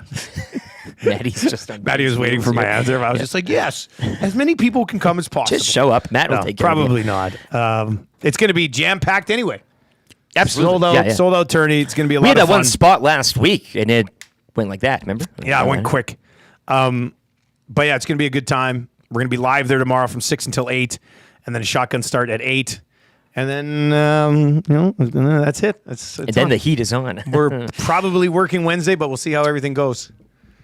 I mean, if Canada ends up beating Argentina Tuesday night, I wouldn't be surprised if Maddie's like, hell of a Wednesday morning. None of us need to work tomorrow. We still got Dan Lou, do we not? Who knows? Who knows? Well, HR Daddy's in town. He'll be able to sign off on anything we'll see. It'll just be HR Daddy sitting here by himself. Going over records. The HR 6 Daddy straight and hours. HR Daddy and Marshall sitting in here. That'd be a good one. Guys, I still think Zacticum puts a GoPro for his golf round tomorrow and is live streamed. Oh, I don't know. Like, whatever team Zacticum's on, trying to get the 3 shots out of him that you need off the tee, that's going to be tough. That's going to be tough. The jean jackets were purchased yesterday. But that being said, you cannot find jean jackets at thrift stores anymore because denim is so popular again. You're paying like $500. And everybody's thrifting. And I went to 2 different thrift stores yesterday, Value Village and Goodwill. Could not find a jean jacket to save my life. So I had to go buy like new jean jackets. Company expense. But still. Yeah, but who wants a new And they're jean not jacket? jackets. They're even better. They're jean vests. Now you're talking. Yeah. And they have a hood on the back of them. These things are going to be beauty. What's bedazzled into the back? Yeah, Is there some whoever sort of the messaging? highest scoring, the worst team will win our new jean jacket vests. And you're going to like it. Oh, Babish Stash sent us the picture of Biff Coleslaw here. Oh, yeah, he's a in your beauty. DMs, yeah. Biff Coleslaw, if you still exist, gotta let us know, man. Yeah, right. Yeah. There he is. Yeah. Biff Coleslaw. Yeah. I think my family, I'm not going to lie, I think my family's probably going to be in contention for the worst. They should be. Well, none of them golf. My brother-in-law golfs a little bit. He's probably okay. But my mom and dad and my sister suck. Is he carrying them all Like, through? I think they're Yeah, probably going to full- come in at like 6 or 7 over. Which probably be enough to get to the jean jacket vest. So we'll see. And hood. Northside Sandwich says, guys, from 6 o'clock to 10 o'clock on Wednesday, HR Daddy just reading the EST HR manual. Better's Pancake says, I would totally watch 4 hours of HR manual procedures. Yeah, Zactim chimes in. It's him, Curtis Stock, and Dean Belanger. Oh, what a group. And he says, if somebody's got a GoPro, I'll wear it. LMAO. I have to tell you. Wouldn't mind Stock wearing one too. But I don't know if Stalker and Zach are going to live on the golf course. when I come Monday and this thing is totally deconstructed, I don't trust Stalker wearing a GoPro at all. Oh, but I'm there for that team. That team's got a... Zacticum is with Dean Belanger and Curtis Stock. I want them jean jackets. Nothing against the family, but... I'd like to personally apologize to Dean. Stock's going to lose his mind on Zach. Like, he's going to lose his mind on Zach. That is... Stalker's got to be one of the most serious golfers we'll have out there. Take me there. And Zach is... like, shoots 140. I mean, and is damn proud of it. Yeah, it's a best ball. He'll be It's a best peacocking ball. all over the place. Yeah, it's yeah. a best ball. So we'll see how that goes. Norman at Combine says the Combine crew is taking those jean jackets. What a vicious battle we've got on our hands here for the suckiest group of sucks. It's going to be good. Maddie said that I have to at least be sober enough to begin the dinner. Like the Yeah, but lunch, wait, you the say, late okay, lunch. table 1, you can serve yourself. Yeah, Like, that's all you got to thanks say. for coming Yeah, here yeah. today. How hard is that? Appreciate the support. Hopefully you had a great time. Round of applause for Matt for organizing this thing. As long as you get that. And then in there. after that, I guess I can check out. Yeah, so that's pretty much. Give Matt his props. We'll see. It should be pretty good. Is that Zacticum right there? Did you just say he's got a haircut? Oh yeah, definitely. Even I could tell that one. You took her down. You do that one yourself? No, I wish. Looking good, Zacticum. Looking good. Zacticum's wearing like those 1990s basketball shorts. I'm jealous. Yes. Those look good. The whole thing those look drips. good. It all I drips. love it. Yeah. So let me see those shorts again. Those are nice, big, long shorts. These are 90s retro. Yeah. You're me in 1998 right now. I mean, that's what this is right here. Yeah. Yeah, look at this guy. Look at this guy. Twirl. Got the big basketball shorts, the 90s Nike. Oh, careful with that crossover. All right. Let's get into the wrap for William Huff. If you want your place of business to look as good as ours, get it done at William Huff. You know what? Actually, so this is going to be a thing. Sunday at the Elks game. Yeah, I'll tweet out the exact location. But Eric and I now have a photo wall on the wall at Commonwealth. So you'll be able to go and take a picture with image version of Eric and I on the wall at Commonwealth. Tag us in your photos. I can't wait. It's going to be, yeah, I know. I'm going to go there definitely and take a picture of myself with us. Yes. That's going to be so cool. We're doing it for but ourselves. It looks good. There's like a little red carpet at the bottom of it and stuff. It looks pretty cool. So that'll be at Commonwealth starting on Dino Day, July 14th. They said they'll have it up. And you know who's doing the work for us? Bruce and the team. else? William. Well, like what else we're going to do? Come on. That's ridiculous. WilliamHuff.com. They've been doing this since 1972. What'd you learn on the show today, buddy? Sid the Kid and the Penguins are nearing a contract extension. Huh? What? What? According to a report. It was nice to see Sid as well in the Canadian men's national team dressing room after their quarterfinal win. Sid getting to meet his heroes. It wasn't all nice because I noticed how gray Sidney Crosby's hair is now. And I was just like, damn it, how old am I that Sidney Crosby is going gray? Yeah, but like I know Ovi is pretty much already gray, but what's up with these hockey players going gray in their like mid to late 30s? Talking extension. And he's Holy gray. Smokes. Buyer beware, Pittsburgh. My God. What did I learn today? Oh, I learned that our new segment on Mondays is going to be a smash hit. The Mix and Match, brought to you by Pro-Am Sports. It's too hot to wear your jersey, so you might as well drop it off to get one of the new names on it. That just makes sense. Proamsports.ca. My line combinations today were as follows. Got a lot of people all sweaty here. McDavid between Hyman and Skinner. Draisaitl between Arvidsson and Holloway. Nuge between Savoie and Kane. Henrique between Brown and Yamark, then Ryan and Perry as your extras. Like I said, we're going to mix it up every single Monday. Had to get Savoie in there coming off the buzz from the trade on the weekend and stuff. Well, got people talking as well. But how deep is that team? Holy smokes. This is the most anticipated regular season in how long for the Edmonton Oilers? Ever? Since last one.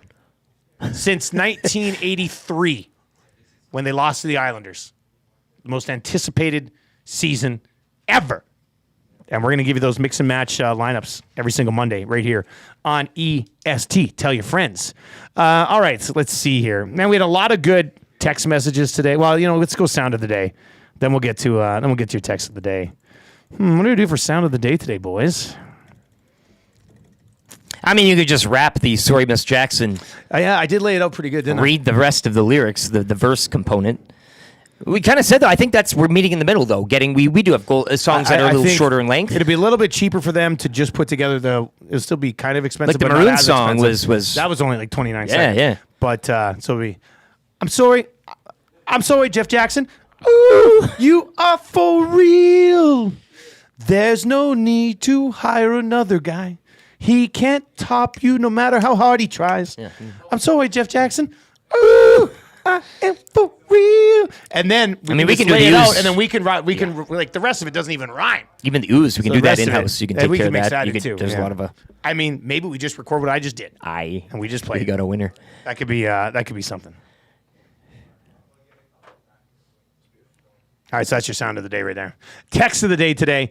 I know we had a bunch of good Jeff Jackson texts, but the one that still entertained me the most, and this is so lame, but text of the day is brought to you by A&W. It's brought to you by A&W. 2 juicy mamas right now for $9.99 at all participating A&Ws. That's 2 mama burgers for $9.99. You can take 2 people for lunch, or if you're just real hungry boy or girl, you can have 2 burgers yourself for less than $10. Well, slightly over $10 because of tax, but thanks a lot, government. The text of the day today is from Sheldon in a white garbage truck. Not in a white garbage truck. Not in a white garbage truck. Used to be in a white garbage truck. And what is it? Tie cats. More like lose cats. An all-time classic. Or winless cats. That fits in. That fits in really well. That's 0-5. I don't even think the Elks are going 0-5. That's another thing we learned on the show today. Well, no. I guaranteed a victory on Sunday. I have no way to impact that at all, but I'm guaranteeing a victory on Sunday. Unless you get done in by Arbuckle or Crumb. No. You should feel bullish on it. Look at the record that the teams that they played going 0-4. They played the best teams in the league. It was murder's is that row. Where's Waldo? Oh, man. Tommy's dressed like Where's Waldo today, but in shorts. That's a look. He's a casual Where's Waldo. And he got here 20 seconds before work. So that's good. All right. We got the hangout coming up. Maddie, Tommy, Murray McCourt. Maybe an appearance from Belzy and Pagnotta. We'll see about that. I'm excited for tomorrow. First annual, inaugural, memorial, EST Golf Classic. The hashtag will be EST Classic. Is that okay for a hashtag? It's your turn. What do you need? Can we wait till I'm off the air? No, this oh. is for Eric. Oh, okay. Reminder, Remi- content ends at 8. Reminder. Oh, yeah, I always said that a bunch of times. Reminder, Maddie says, live content ends at 8 tomorrow. And on the... Have a live stream with the shot on the YouTube, though. What shot? I might just put up a camera and shoot the golf course. The whole time? On YouTube, why not? And people would watch it. People would watch it. You could see different people drive by and stuff. Yes, that's what I'm talking about. That's what it was made for. That guy right there. Oh, that's too good. Anyway, if you're coming out to the golf tournament tomorrow, it's going to be a great time. Looking forward to seeing you. If you're not, hopefully you'll be able to join us next year. You know what I bumped into, actually, yesterday at Walmart? Savage and Renee.